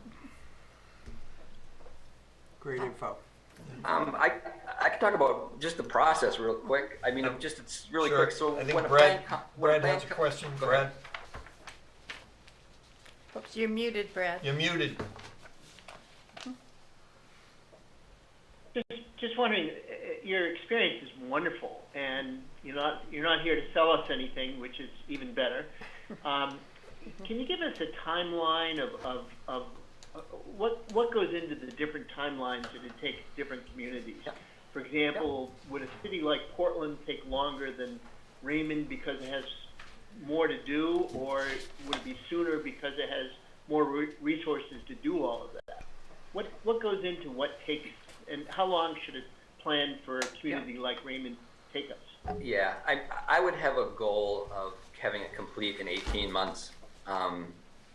That'd be a goal. I say that kind of for two reasons. One, if you have a consultant, it's expensive. So if you drag this out, it's just going to get more expensive. And having a consultant can hurry things up for that reason. So the consultant wants to get done, and they want to move on to their next project. So that, no question, can help. And if you have volunteer committees and they're dragging over in that 18-month range, they're going to burn out. The turnover might increase. I usually encourage towns to start with more volunteers than you think you need. If you want 8, if you want 6, start with 8 or 10, and then expect attrition to happen. You might find yourselves in 18 months bringing on 4 new members that don't like the direction, or what's a comp plan, or why are we doing this, and then you kind of find yourself repeating things, and then you lose the more experienced volunteers. Then fall off because here we are again, right? That'd be so 18 months would be the goal I would shoot for. If I was to write a contract, ideally it would be in that range. It has been done quicker by volunteer committees that usually are they're purpose built. These are committees that when projects come to town and they want to organize. They're a Lupsy town, they're not an organized town, and they want to organize. One of the things of organizing is doing your own enforcement, having your own, there's a process. So, I've seen them come in and they'll do a comp plan in 6 months, right? I mean, there's the case I'm thinking of, there's 26 residents of the town. So, they just did it themselves quickly. But does that get at it? Brad? Just one follow-up here is, tell me what 18 months is. Is that having approval from the town, or is it ready to go to the town, or? It's all over. So I mean, I could use the cases of my own town. I was the chair of my planning board, and I had my own town. I mean, ours went closer to, well, maybe a little closer to 2 years, but probably the slowest part of my town's process was the state review. So, and I'm not necessarily blaming myself, but the last 2 times my town has submitted a plan, or I've submitted a plan to myself, I would have to go find somebody else that never reviews comp plans to review it, right? Just so there wasn't a conflict of interest. And so they don't know how to do it, they get confused, and then I end up doing a draft for them, giving it to them, and then they disagree with what I thought of my own plan. And so, so it's going to be all over the place. It's just sort of the time for me. I think that's kind of a given. No one's going to think 3 years out. No one's going to think 6 months out, I don't think. So it's kind of a safe ground. It's a goal. Once you have a contractor on board, it's looked like on your schedule, you're talking about early spring, late winter, having a contractor potentially. And so if you set that contract at something, I don't know, it kind of depends where you stand, and if where you are, and who's doing the mapping, and if your public outreach is complete or almost complete, or if you're going to do but I don't know. That contract could be 16 months. I don't know. It doesn't really matter. Once the town has a complete copy, and you're happy with it, depending on the way your ordinance are set up, and the planning board may have to look at it, the select board. But we typically, there's a submittal form. You'll have the chief elected official sign it. You'll have the chair of the comprehensive planning committee sign it. You'll submit to the state one PDF of the whole plan. You'll submit 1 hard copy, and then when it lands on my desk on a typical year, and this year has not been typical, but every year prior has been for 20+ years. We don't miss deadlines normally. Though I did look in 2004. There was a delay in your review, it looks like 2 months or something. But typically it comes in, once it comes into our desk, I send out the public comment, I send out notification to all your budding communities, I send out notification to about 11 state agencies for public comment, and your regional council gets CC'd on everything, and then it goes out, there's 25 business days for me to receive public comment. I typically don't get any public comments. I'll typically just get comments from the state agencies, which are technically our public comments. And then After that 25 days, I then have 10 days to review it for completeness. That is basically saying every part of the plan is consistent with the up to and not including the future land use plan. I review that. I have 10 days to review that. And then assuming the future land use plan, assuming that is all consistent, then I move on. I have 10 additional days to review the future land use plan. Typically, I squish that down into the 25 plus 10, so it's 35 business days. So what's that, 7-8 weeks? So you're looking at like a 2-month state review. Like I said, this year is not typical. I think I have something like 10 in the pipeline on my desk now. I usually have 2 or something. So there is a wait. I'm probably almost 2 months behind right now on reviews. At what point, Tom, does the town have to adopt it? I would assume after you've approved it. So it can happen either way. Either way. So it's almost 50-50. But I'll tell you, no question about it. It's much easier to have it reviewed by me than to. If you send it to me first, it's me. It's a guy sitting in his dining room reviewing your plan. It's simple. It's me and you, right? And it's not a bureaucracy. It's just me and where you are in line. So it's very easy. If there's something missing, a typical review is like I did with Rockland. I kick back 4 things. These 4 things. I bet they'll respond this week on those 4 items. So it's very easy and flexible. I don't know what the word I'm looking for, but we can. It's easy to work with me. We can just okay. These 4 are missing. I just got an email from the chair, and here he has the 4, or he's saying he will put them on page 55, and then I can write that consistency letter, and you can vote on it. If you do it the other way, you're going to have the statutorily required public hearing. So you're going to have a public hearing on the vote, right? And 30 days prior, and then you're going to have the public hearing, you're going to have the vote, the notifications, right? You see where I'm going, right? Mm-hmm. It's going to go out, it's going to get voted on. Maybe you're standing up, the chair's up in the gym talking about how great the plan is and trying to get the votes at a town meeting, and then it gets approved, and then 2 months later you're like, ah, crap, it's missing 3 things, right? And it would have taken 10 minutes to just insert those things, right? Just an example, right? And so it's a lot, that way you kind of have egg on your face, and here we are 6 months later going back to November election or something on the comp plan when the town just voted on it. Now they have to vote on it again because you changed something, right? Does that make sense? Yes. Okay.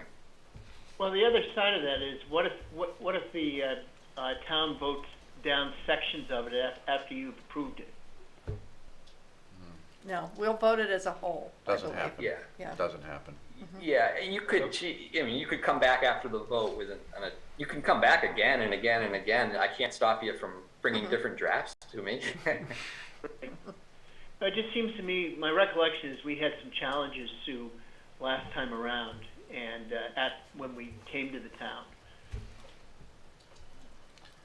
Is that your recollection, John? Yeah, but it passed. I mean, we didn't have to make revisions, or perhaps we did, but it passed the one time it came to town meeting for a vote, was my recollection.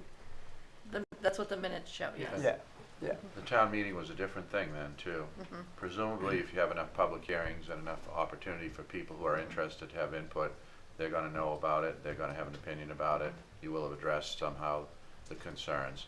We don't get hundreds of people at town meeting anymore. Right. It's a different environment. It's a different population. I think it'll be completely different than the 2004, which passed, as I recall, pretty easily. Yeah. Other committee questions for Tom? Tom, very informative. Thank you. Okay, thank you. I get the sense that this won't be the last time we're talking to you, but we do appreciate you. No problem, and I'm available for questions. Sue has my email. Just zip questions all the time. That's fine. Great, thank you so much. Thank you. Yeah, no problem. Thank you, guys. Excellent. And the other person we have is McKenna Smith from St. Joseph College, and she was asked to talk about what interns might be able to do for us, or what possibilities there may be there. Excellent, excellent. Love to hear from you. Thank you for having me. I apologize if I talk fast. I'm from the South, but the one northern thing about me is I talk really fast. So you are welcome to ask me to slow down. My name is McKenna Smith. I'm the new graduate assistant for the Mercy Center here at St. Joe's. And one of my duties is to hire student workers who work with different organizations in the community who help run service projects. One of those things that we were talking about that could happen with that is we could hire them to be an intern for you guys. So that way, if you need help with your office, they would come in about 4 hours a week and do what you need. You would use them for how you would need them, but they would be hired through our office. Great. Very good. I didn't think you talked too fast. The only thing I didn't catch was your first name? McKenna Smith. Well, my first name is McKenna. McKenna, okay. Questions for McKenna? So McKenna, would presumably, if we got a planner on board and made some note of it in our RFP to the planner that we hired, and they had a bunch of natural resource information to collect from the state of Maine or whatever traffic information from DOT, your intern could assist with that if our planner was agreeable? Yeah. The way that we see the program working is however the organizations need the students to be used, and as long as that work can be done within 4 hours a week, that's totally fine with us. It's to create community involvement with our students. Don? I think it's a great idea. The question that I have, though, is I'm unfamiliar with the curriculum offerings of St. Joseph's. I know my alma mater no longer has public administration due to lack of interest, I guess. But I'm wondering if you have congruent, fields of study majors that would, dovetail what we're doing. So, because it would be important to have someone not only for their own experience, but for efficiency and added value for us, someone who is studying something pretty directly related to what we're doing. Yeah, absolutely. So St. Joe's just created a new major, and let me find it so I can make sure I get the name of the program right. I believe it's Leadership and Sustainability, and there are 4 different tracks with it. And those tracks include politics, which I think would fit right in with what you guys do. There's one that's a science route. There's a public health course as well. So I think there are options and ways that we could recruit from. That sounds good. Thank you. Excellent. Other questions for McKenna? Would it be possible to have more than one intern if we had, seeing that we have 8 to 10 chapters to cover in our upcoming comp plan? It might well be that we need more than one intern to have the expertise that would line up with that chapter. Yeah, I would need to double check with my boss on that one. I don't see that being an issue. It's more of the issue of can I hire the students, because unfortunately our students are stretched thin as it is, so I want to make sure I can get you at least one. Can you go over the 4 hours? I kind of missed what you said. 4 hours a week is the maximum we could use a student for? Yes, so out of our office, about 4 hours is what we're able to pay per student. So this is different. Normally, when I interned in Cape Elizabeth and Scarborough 40 odd years ago, the town paid. So you're saying you pay? Yes, sir. That's so interesting. Our office does a work-study program, and so work-study students apply through our office for these positions. How can we say no? I think it's a great deal, and I don't know how it worked out. I hooked you up with Sharon. Are you working with us on the beautification committee? Yes. Great. I have my student worker either started today or tomorrow. I need to follow up and see how that went. I think it's great. Yes. Would it be possible to hire the intern for more hours on our dime? I can double check. I don't see that being an issue, but I'm also new and I want to make sure I get approval before I tell you yes to anything. Okay, thank you.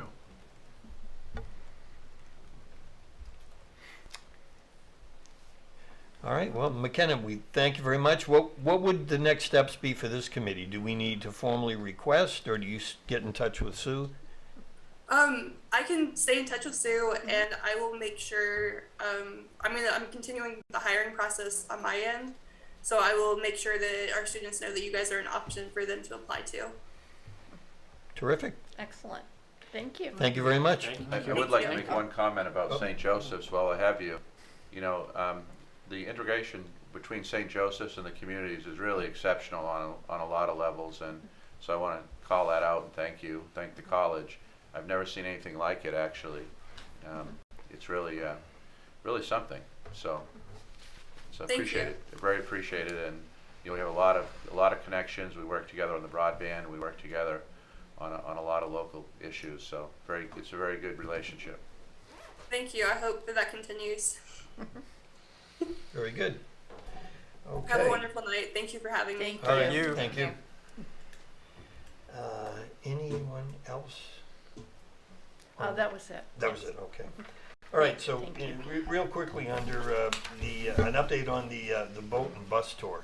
If you could, Sue, just update us, and maybe we can clarify it for all the members right now. What and if we can do as far as either of those tours. There we are. What I have is a note from Public Safety, and there are 2 dates that they could do. One is next Thursday in the morning, so that's October 13th, or if that wouldn't work, possibly Saturday the 15th. If we go too much after that, it's getting a little bit cold. And this is the boat. This is the boat.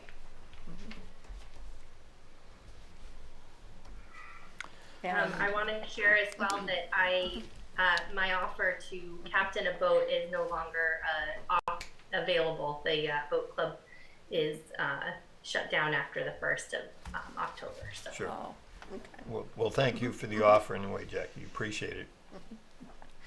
Will we still need to be able, if we all went on one day, would everybody still be able to go on one day, or would we still have to possibly split it up between 2 days?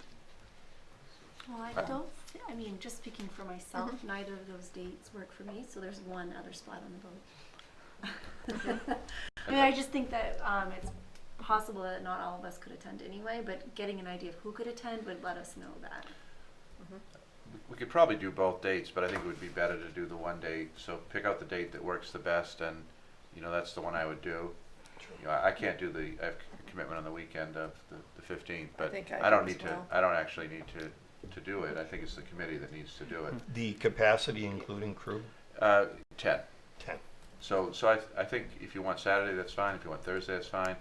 I mean, if we have an overwhelming interest, maybe we could do 2. Or we could get an additional boat or a bigger boat somehow. We need a bigger boat. Yeah. I'd be available for both, but just to put my availability at 13th, so Thursday would be just fine with me. You said 13th? Yeah, I would be able to do both, but if I were to pick one. How does that work for everybody else? I think I can do it. Possible. Maybe a show of hands, so we just get a count. So yeah. Yeah. 1, 2. What time are we talking on Thursday? In the morning. 11 o'clock or 9 o'clock or? We don't have it that nailed down. As early as you want to go. Yeah. Between 6 and noon. Okay. And it looks like we'd be under the capacity, just with the show of hands here. 2 crew. 2 crew. Yeah. 2 crew. Okay. So should we just follow up with Sue, or Sue, will you follow up with us as far as the time, and we'll go for the 13th? Yes. Okay. Awesome. Good. So that I will.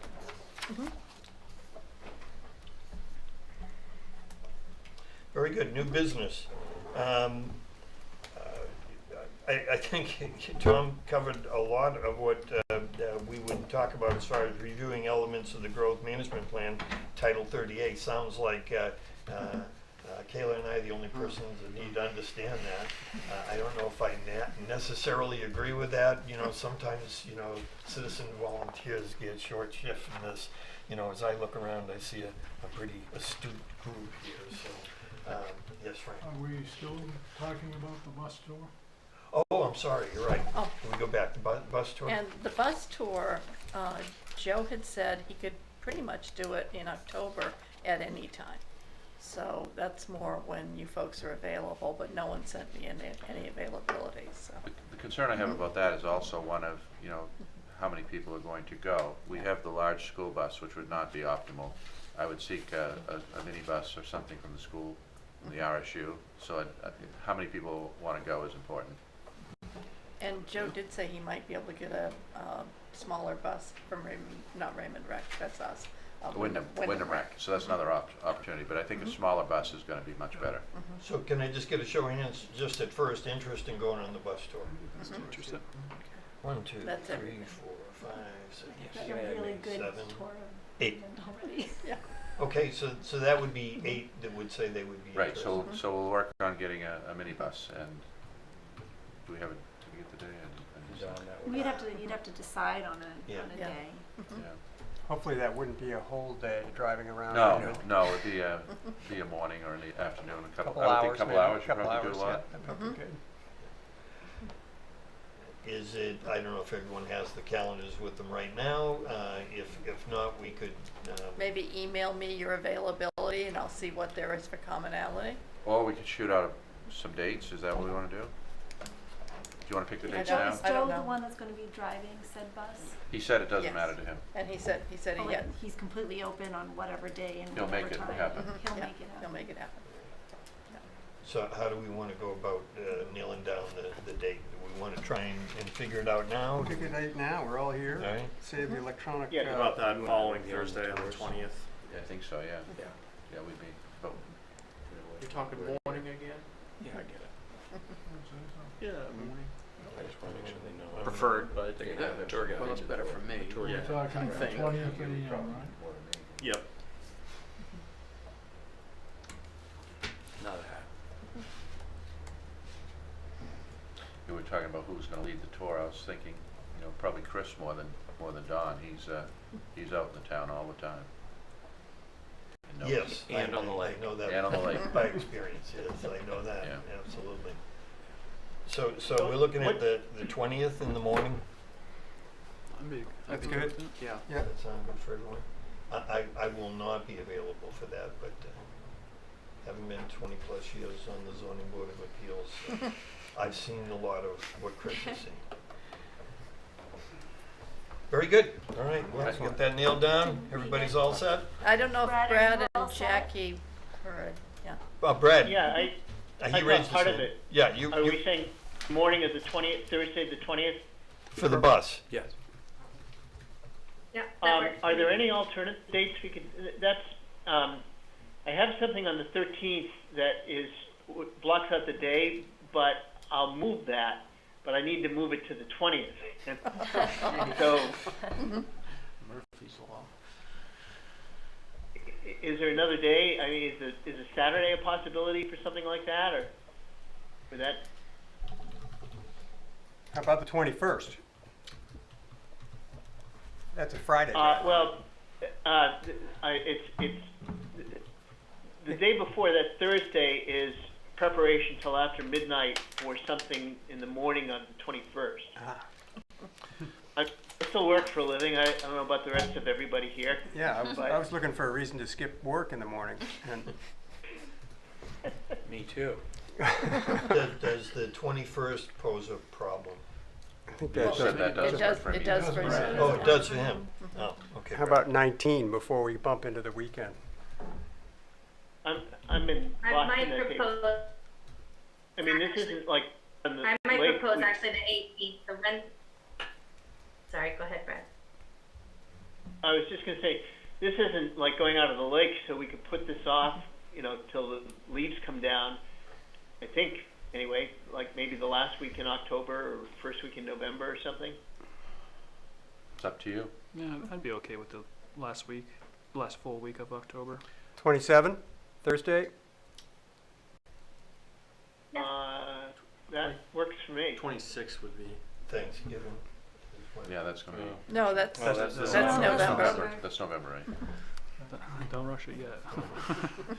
Just waiting for that turkey. I think maybe we need to ask you, Brad, what's your day? 27th works for me. I've got a big thing on the 26th, and That would be a great R&R after. I'd be good for the 27th. 27th Thursday? If it's in the morning. Morning of the 27th. What are we talking roughly? 3 hours here, or? Ooh. 2 to 3, yeah. Okay. On the 2 side of 3. Mhm. So how does everyone feel about the 27th in the morning? Well, good here. Good. Good here. I may not be able to make it, but I may be able to make it, so just have to check. Thank you. All right, then why don't we go with that? The 27th in the morning for the bus trip. Good. Okay. Go ahead. This is going back to Tom, you know, he talks about 18 months. I think that's probably reasonable when you talk about the consultant time. It's totally unreasonable when you talk about all due municipal speed and trying to get this thing done. I've never seen one done in 18 months that includes the ramp up, which we're in now, and then some of the, you know, closure stuff. Sure. So I think the 2 to 3 years that we're talking about is more realistic, frankly. Yeah.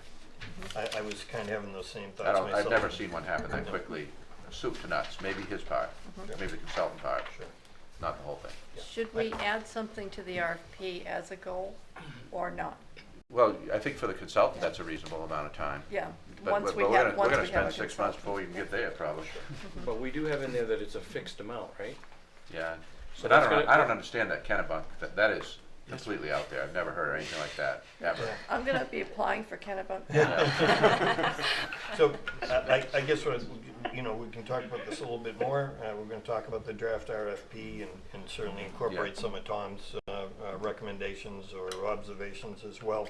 But I guess reviewing the growth management plan really quickly, although, as I said, it was a situation where, you know, it may not be that everyone needs to be able to digest every word. And, you know, whether or not you're comfortable with legalese or reading state statute or whatever, I can certainly appreciate Tom's observation there. But that being said, I did prepare a quick, I guess, cheat sheet or synopsis of the growth synopsis, a synopsis of the growth management program elements. And I think when you distill it down, the document down to, you know, one page, and you look at it, and you just look at the general part of it, at least for me, it gave me an idea of what elements are necessary in a comprehensive plan, which seemed to mirror a lot of what was in the 2004 approved comprehensive plan.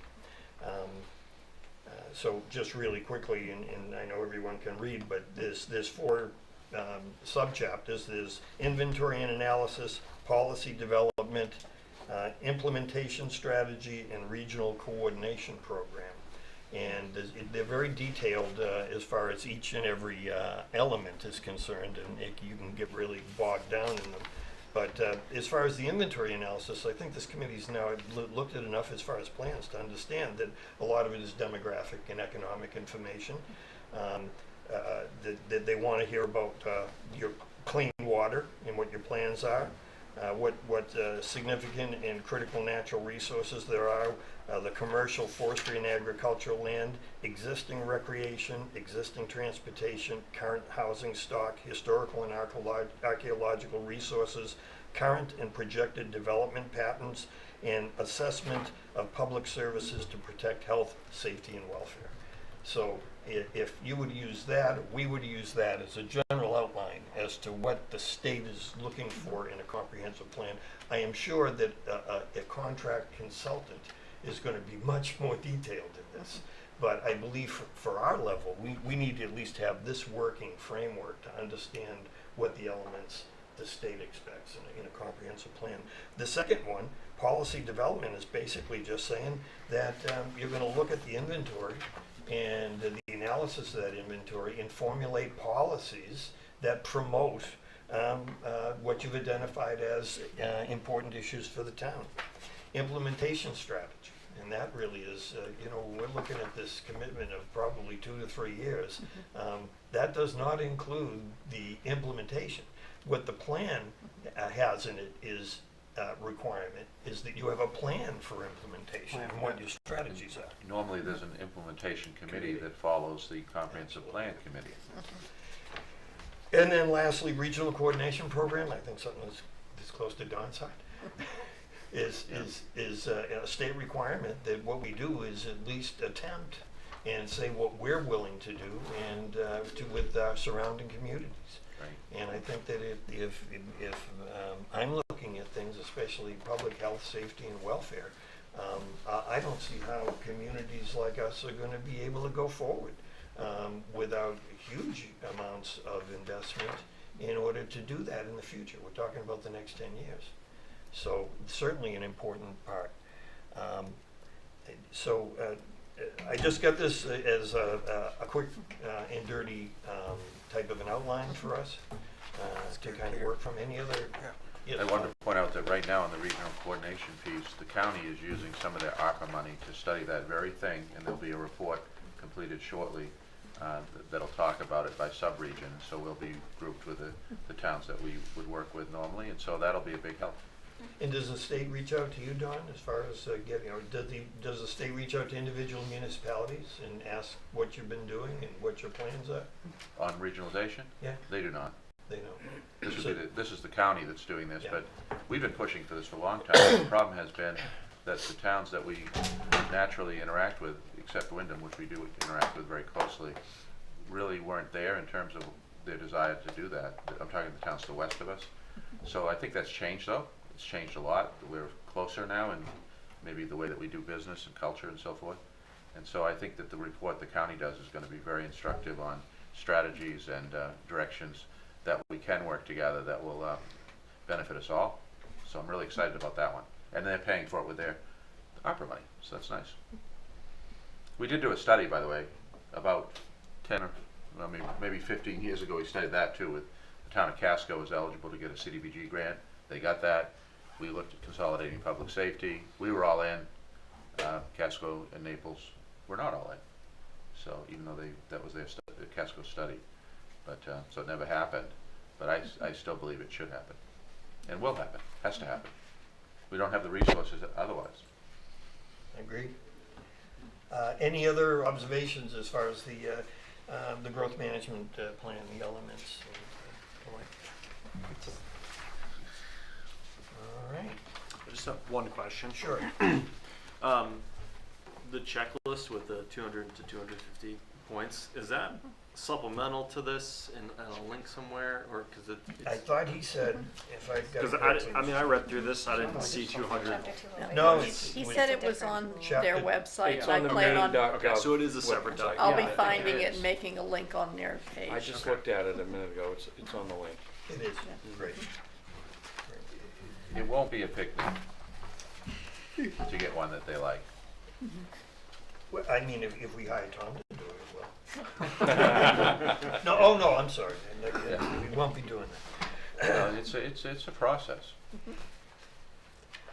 Okay, discuss in the draft RFP for the contract consultant planner. Thoughts, observations? I thought it was a very good draft. Yep. Good start. My only major comment is that section 4, the proposal submission expectations, I thought mirrored a lot of section 8. Because it's essentially expectations and then requirements. And I didn't know whether we could just combine the two sections. Mm-hmm. Can you tell them a little bit about what you did there, Sue? I think you combined some things already. I plagiarized is what I did. I took York's. They seemed to be the most concise. And thought it would be better to start small and add to rather than start large and start cutting away. Yeah. But I didn't really look at it with that in mind so much. I thought you had cut and paste. You didn't do that at all? No, I took just all of York's. All of York's. Yeah, None of Kennebunk's. None of Kennebunk's. Just for fun though, York is the second most valuable community in the state of Maine. Did you know that? Behind Portland. I did not. That's right. And I thought that they, York. on size-wise and whatnot, I thought they probably lined up a little better with us than some of the others too. That was another reason I chose theirs. So, but I will we'll sort of look at those two sections. I didn't really look at it from that point of view. Yeah, I thought it was really good. I mean, I thought it was nice and brief, which I think is helpful. Getting a really long RFP is more tedious when you kind of filter through those requirements through sort of the interview process and some of that kind of exchange. So. Along the line of getting somebody experienced, the RFP, they're going to have seen this one, they're going to have seen, others, the people that we want to consider, and the field is going to be a lot smaller than it was in '04. But the point about it, getting somebody well experienced in doing these plans is right on. And I won't say the RFP is not, that huge a deal, but it's really not that huge a deal. I mean, you're going to be interviewing these people, you're going to be looking at the experience, you're going to be telling them what to do once you hire them. Sure. So. And I believe what was discussed earlier is that there may be a subcommittee of this committee that actually will do the interviews, so exactly. it won't require all of us to be doing that. So as we get closer, we'll be making. And these people, they want to. He did make the point that they want to get in and out and get this done. If they've done this before, they're going to know what to do. Yeah. They're going to know what that checklist is. Exactly. Yes. They're going to know Rule 208 inside and out. Yeah. In state statute. This is a bit of a formality, something you have to do, obviously, to have a good process, but and to make sure that you're fair and open, transparent, all that stuff. Absolutely. And that's what this is about. Yeah. But what's going to be important is that interview and selecting the person that fits us. Sure. And I think certainly Tom's observations are helpful. I guess what I would say is in looking at the policy that the town has. I mean, as far as when you go in for it's not just an interview with this committee, but they're going to actually go in with HR and have an interview. And so there's also going to be contractual and requirements that'll be there that incumbent on the applicants. Yeah. You absolutely want to submit the plan before you have it voted on. You absolutely don't want to pay them their final payment until the thing gets approved. Yes. Sure. So any of the comments that Tom had, do we think that those might need to be included in the draft? I think he was talking about some sort of time frame for I took some notes on that, and I thought if I put those in and then send the draft out to all of you folks for next meeting, possibly. Does that work for everyone? Yeah. The only thought I had on the RFP was that it will get 3 or 4, 2 or 3, not more than one. Probably less than 5, and they'll each be somewhat unique in the proposer's approach, and then costing and fee statements for those services. So it won't be as easy to compare apples and apples if you had a matrix of, and cost per meeting or whatever, and cost to do the inventory. And some of the other stuff obviously couldn't be because it might go in different directions, but and I think that's fine. We just have to be ready to review those qualitatively different proposals with probably different pricing arrangements, and they'll each be individual, and we won't be able to really compare apples to apples so much other than looking at the whole picture. It'll require us to do a thoughtful review of the proposal, so that's good. Yeah, exactly. And I look at it like you're hiring an employee. You'll want to have a standardized set of questions. You'll want to have like you say, you'll want to be able to have some sort of a spreadsheet or something that will delineate all those factors and compare them so that you can do that in a handy format. And so, absolutely. Yeah, I kind of agree. I think they're all going to be, they're organizations, so it's not going to be one person. It's going to be an organization of staff. Yeah. They're going to have, it'd be like interviewing for a law firm to represent the town. You got big town lawyers, and you've got little town lawyers, and all the ones in between. And I think that they're not going to be apples and apples. Right. It's going to be a mixed bag, and we're going to have to pick the right fit. And I think that, with the subcommittee and then report back, I think that'll work really well. And obviously, the town staff will be involved in that, and we'll have the town attorney review the RFPs, and before we sign a contract, it'll all be reviewed, and we'll be good to go. Good. Now, I don't know if you want to do this or not, but normally when you go for architectural services, you do it cost blind, you know, so you do your interviews and you have a separate envelope for the pricing, and they're very sensitive about that. I found out years ago building a new town office, you know, and so, I mean, you don't actually have to select, you know, the person who has, I guess, the lowest cost, and I guess the bias would be that, you know, maybe the best fit may not be the person with the lowest cost. So you consider the cost and the quality of the proposal separately, I guess, is the qualification-based search sort of way of doing it. I don't know if you like that or not, but typically we always look at the cost here, and then they say, now go negotiate a better deal. So you tell me what you like, I'll do it either way. Well, and I think where the apples to apples can come in is once you have an RFP, you can, with their proposal, go through, okay, number one, did they answer that question? What was their answer? Number two, and have some apples to apples that way, just based on what they get back. And that's what I've done in the past with some. But I guess that's a ways away. You can talk about that when you get ready to do a lot of this when you get ready to do interview. Yes. I don't know if I probably could have asked the question better to Tom, but maybe the municipal side or the legal side can help me understand this a little bit. So it seems like I read the management plan, and it talks about statute, and I believe right in the first, as far as the draft RFP, I found in the introduction, page 1, what made me feel comfortable, which was it states that the work will result in a plan consistent with the Growth Management Act of the State of Maine. So it's almost kind of as Chris and Dan are observing, you know, they're gonna basically do what they do. We're not gonna hire someone who has not had this experience from the legal advantage as well as every other situation. It's almost impossible to believe that the town would spend $300,000 and hire somebody who's never done a plan. That's almost impossible. Like they did look at the resumes. Well, towns are different. It's a call it balance solution. Years ago, they couldn't decide between the two top planners, so they hired them both. Yeah.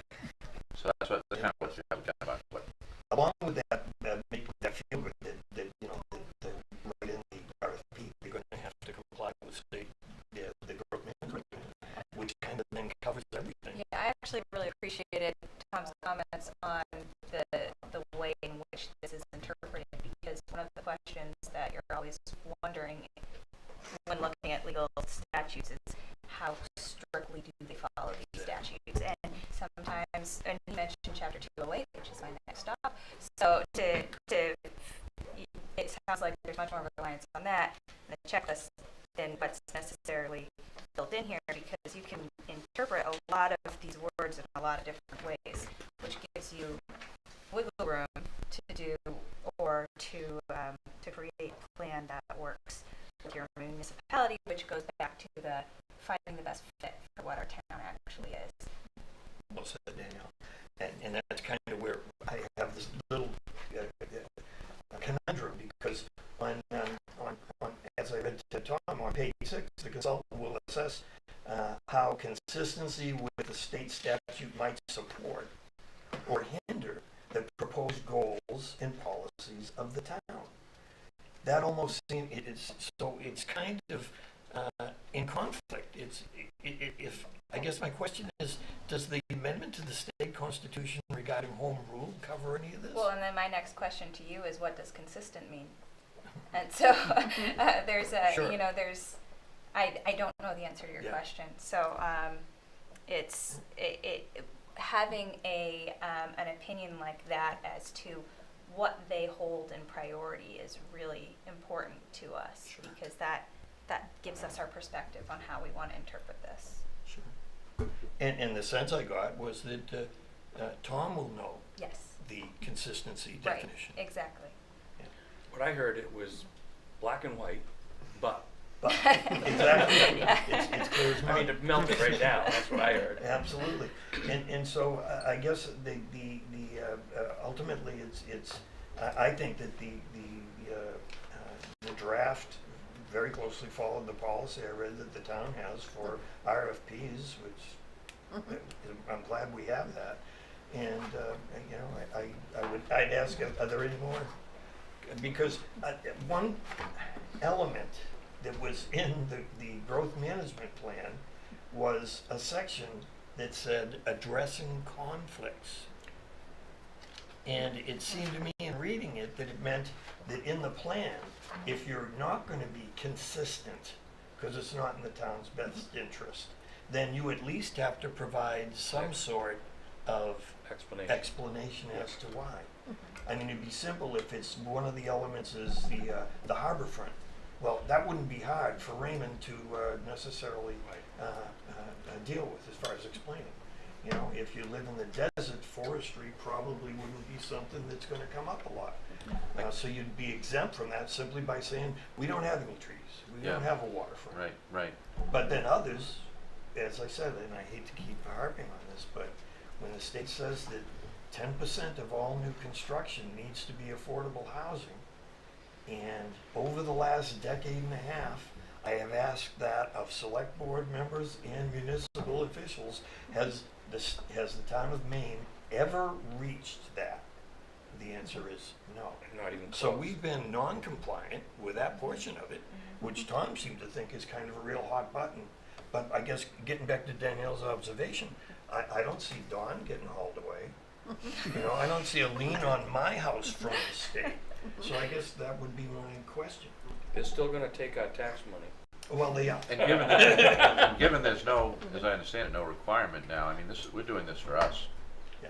I mean, we need to be, compliant with the, I guess, the strictures of the law, whatever, as it may still exist, but to me, this is for us. And I think And if every plan was the same, you know, I mean. They just hand it out. Just hand it out. And I had to laugh about my hometown of Scarborough. I mean, of course they wouldn't think of forests. There's very few forests left. When I grew up there, it was a dairy town. I mean, that's not where they're at today. Yeah. I think something we can think about too is finding a candidate who is well versed in what these changes are and these hot topics are, because we've had legal changes that will impact this since this has been published in November of 2021. Sure. So these aren't, what we're reading isn't necessarily up to date because it hasn't been amended yet specifically. So I think the hot topics will guide discussion to a certain extent, whether that's ours or our communities. And so finding someone who has a tab on that will be important as we're looking at this, in the sense that this is specifically for the next 10 years, and we're really trying to make sure we abide by what we want to do for the next 10 years. Yeah. I have only one other suggestion.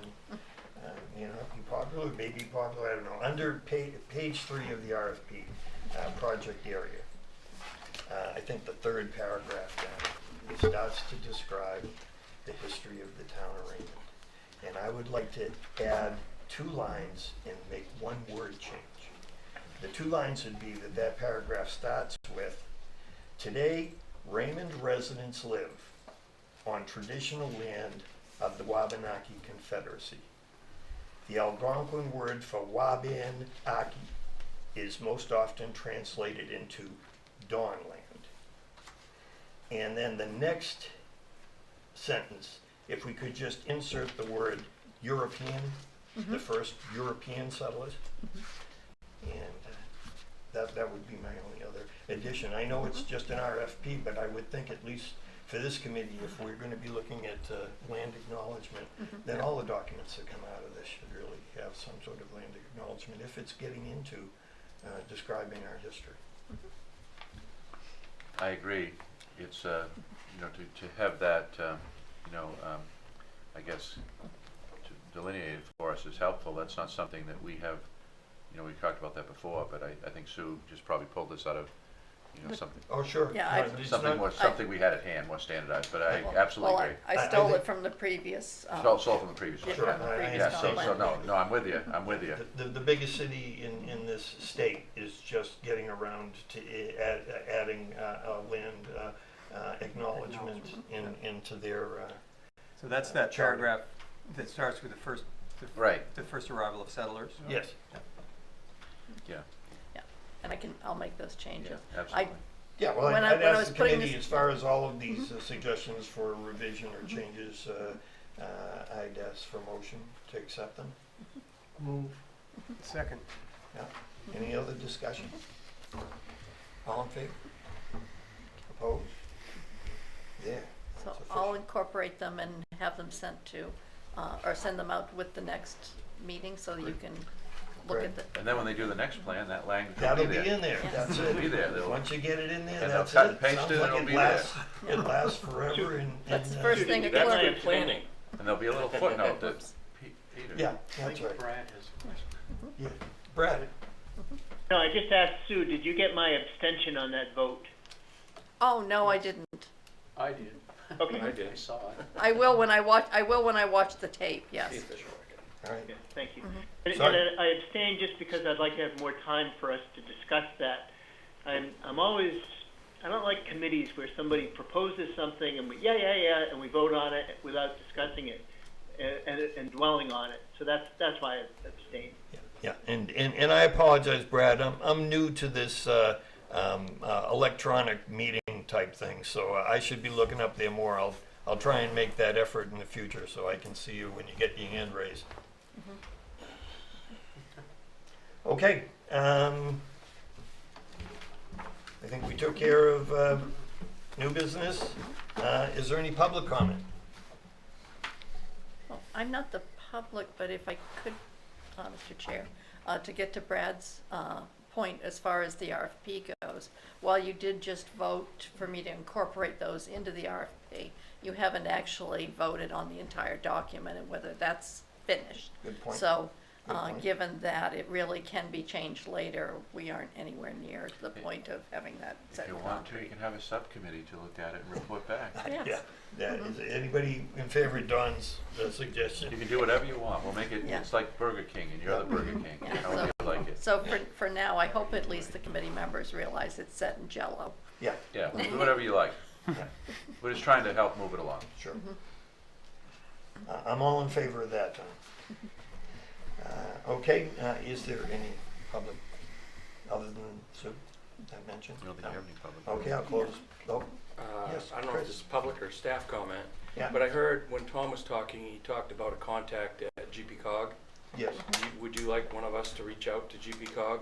Ooh, I think that's excellent. I did. I know a guy.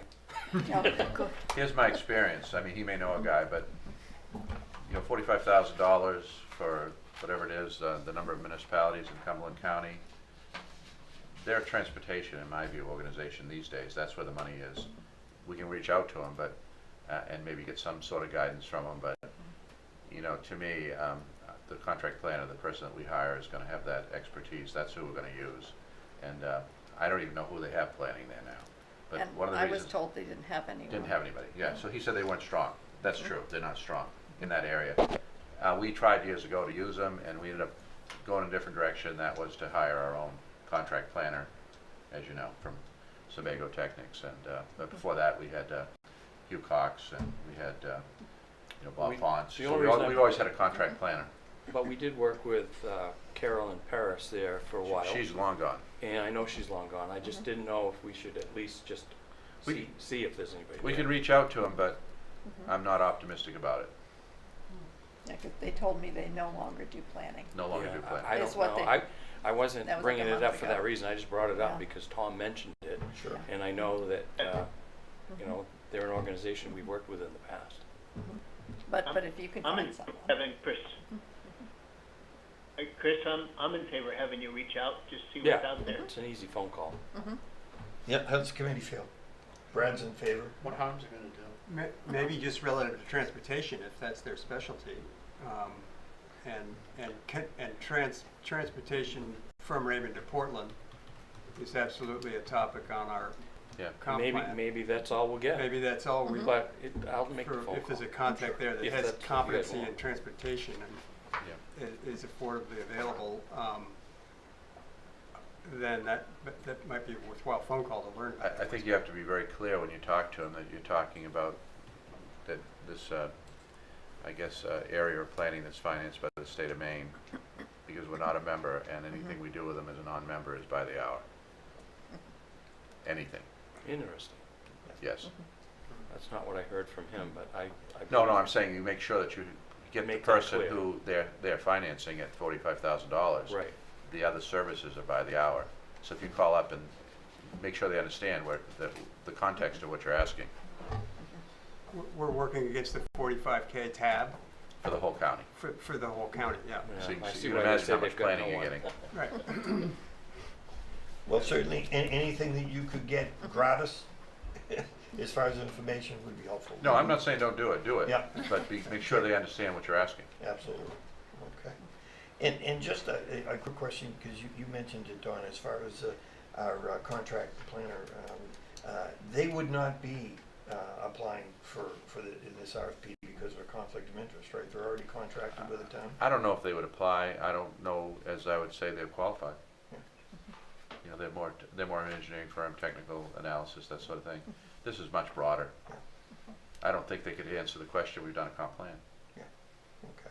But I don't know that. There'd probably be a meeting or two that they might well participate in. Jim, Yeah. Seymour. He's very good, but I'm just saying, I don't think they do this. If we were grinding on some of the ordinance or setback stuff and having trouble, Jim, not that you wouldn't be able to, Chris, but it might be helpful to have him for a meeting or half a meeting or something. Well, I should be willing to do that. We should call on anybody and everybody who can help us. I'm all for it. I'm all for that.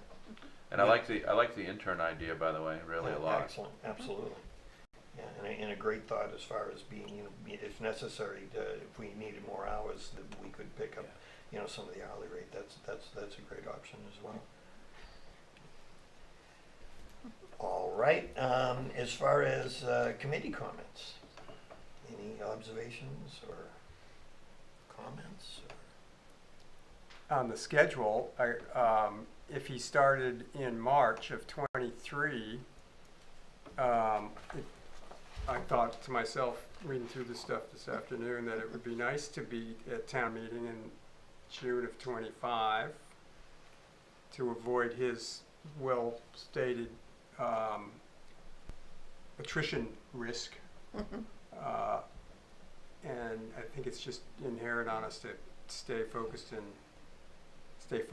as best we can and get through the chapters. And a good planner will hopefully help us do that. But I think that schedule shouldn't be out of reach, a 2025 June town meeting to get a vote on the final plan. There's some kind of check marks along the way, see how we're doing in terms of scope, schedule, and budget. Any other committee comments? Jackie, Brad? Yes, Brad. I do. A couple. First off, it would really be helpful for me and perhaps other committee members if, before we conclude our meetings, if there are bullet points that whoever's chairing the meeting can just reiterate, okay, here's what we're going to do. We formed a committee of, for the election day survey, whatever. Here's who's on it. We've got boat tours on this day. We've got bus tour on this day. Here's who's going to coordinate the bus tour. If it's Sue, it probably ought to be somebody on this committee rather than put that on the town to do that. But if we could do the bullet points, and then Sue, if I can ask this of either you or of Taylor or I keep wanting to call you Charlie, I'm sorry. But if we could ask, one of you who are in leadership to get that right out to us so we don't have miscommunication issues like we had on the previous tour. So we know if we're supposed to contact you, Sue, we've got that follow-up, and it wasn't just, oh yeah, I thought it was this, and somebody else thought it was this. So again, what I'm asking is a summary of bullet points before we close the meeting, when our next meeting is included in that, and then if Sue or somebody could get this out to all the committee members within 48 business hours or so after it takes place. Thanks, Brad. Jackie, any comments? Yeah, I think my only thought at this point is, I'm one of those types of people that really likes to see a roadmap laid out and general time frame for what we're working towards in the next meeting or in the next couple meetings. And I'm just wondering if we want to kind of, maybe not tonight, but at the next meeting, talk about kind of a general time frame, goals for our, maybe it's per quarter. You know, what is our goal in this next 3 months, and how are we going to achieve that, and what are the steps that we can, you know, take to make that happen. You know, I know Sue does a lot of the work behind the scenes. I think you froze there, Jackie.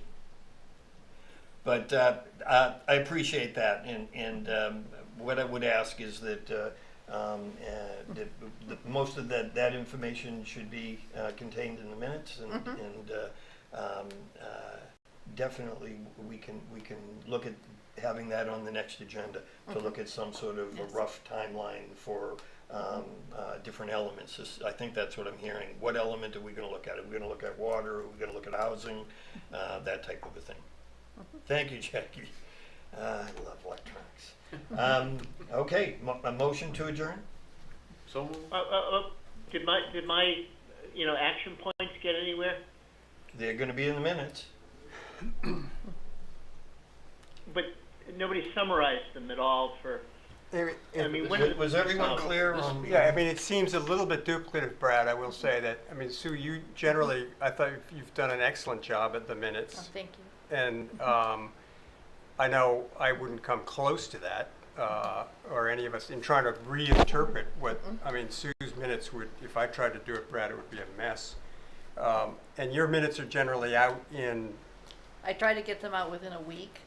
In a week, and Tomorrow I'm sending out over 200 absentees. They won't be going out in the next 48 hours, that I can tell you, for this week.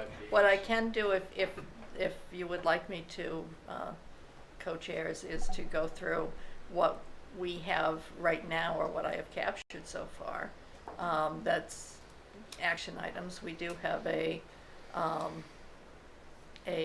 subcommittee that's been formed to draft what's going to be presented at the election on June 8th, and that's made up of Brad, Danelle, and Frank. There's the upcoming boat tour on October 13th. I'll be sending out a time to the committees, and hopefully I'll do that within the next day or two. On October 27th in the morning, there'll be a bus tour, and I'll send the time out for that as well. So there really isn't anything that anyone needs to get to me right now, unless you do, if in looking at the RFP, if you see anything that you'd like to change, like some of your verbiage, for instance, with the history as an example, because it's still a draft document, the committee members could just send them to me and I could include them before I send out a packet for the next meeting. And I believe the next meeting, you wanted to meet on the first Wednesday, so that would put us at the 2nd of November. Thank you, Sue. Did you get that, Brad? Thank you. Yes. And No, by the good. way, Sue, that was all against you. I'm very pleased that you're doing minutes for us, and we have somebody, because that was a concern I had beforehand, and I think it's wonderful. It just is, I realize there's an awful lot on your plate, and this isn't the primary responsibility you have. And when there are action points that take place between, you know, when the minutes get out and so forth, and we don't know about them, or there's confusion, that's what I want to avoid. I want everything to kind of flow smoothly, and that's why I brought it up. So, all right. Now, one question can I ask? Are we firm then the first Wednesday of every month until otherwise we can put on our calendars for meeting at 6:30? I believe the discussion was that it's at least through to the December. Yes. That's when the calendar meetings would be. Okay. So it's the first Wednesday of the month. November 2, December 7. That's as far as we've gone. Yeah. Yes. Okay. Thank you. Certainly. There's a motion to adjourn in a second. All in favor? Opposed? Good night. Thank you. Thank you. Nice Thank you job. for getting us out on time.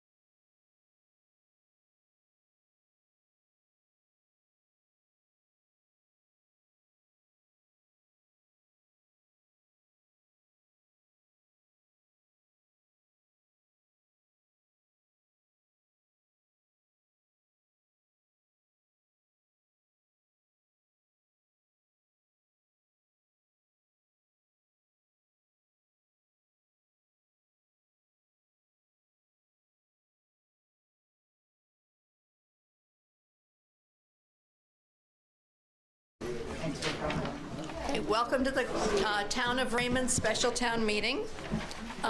Greetings. In the name of the state of Maine, I am hereby required to notify and warn the inhabitants of the town of Raymond qualified by law to vote in town affairs to meet at the broadcast studio at 423 Webbs Mills Road in said town on Tuesday, August 9th, 2022 at 6 p.m., then and there to act on Articles 1 and 2 set out below. Article 1, to elect a moderator to preside at said meeting. I'll entertain a motion. I'll move Joe Bruno for moderator. Second. Okay, so for that, we need to vote. Would anyone like to? I only require 3 ballots. Yeah.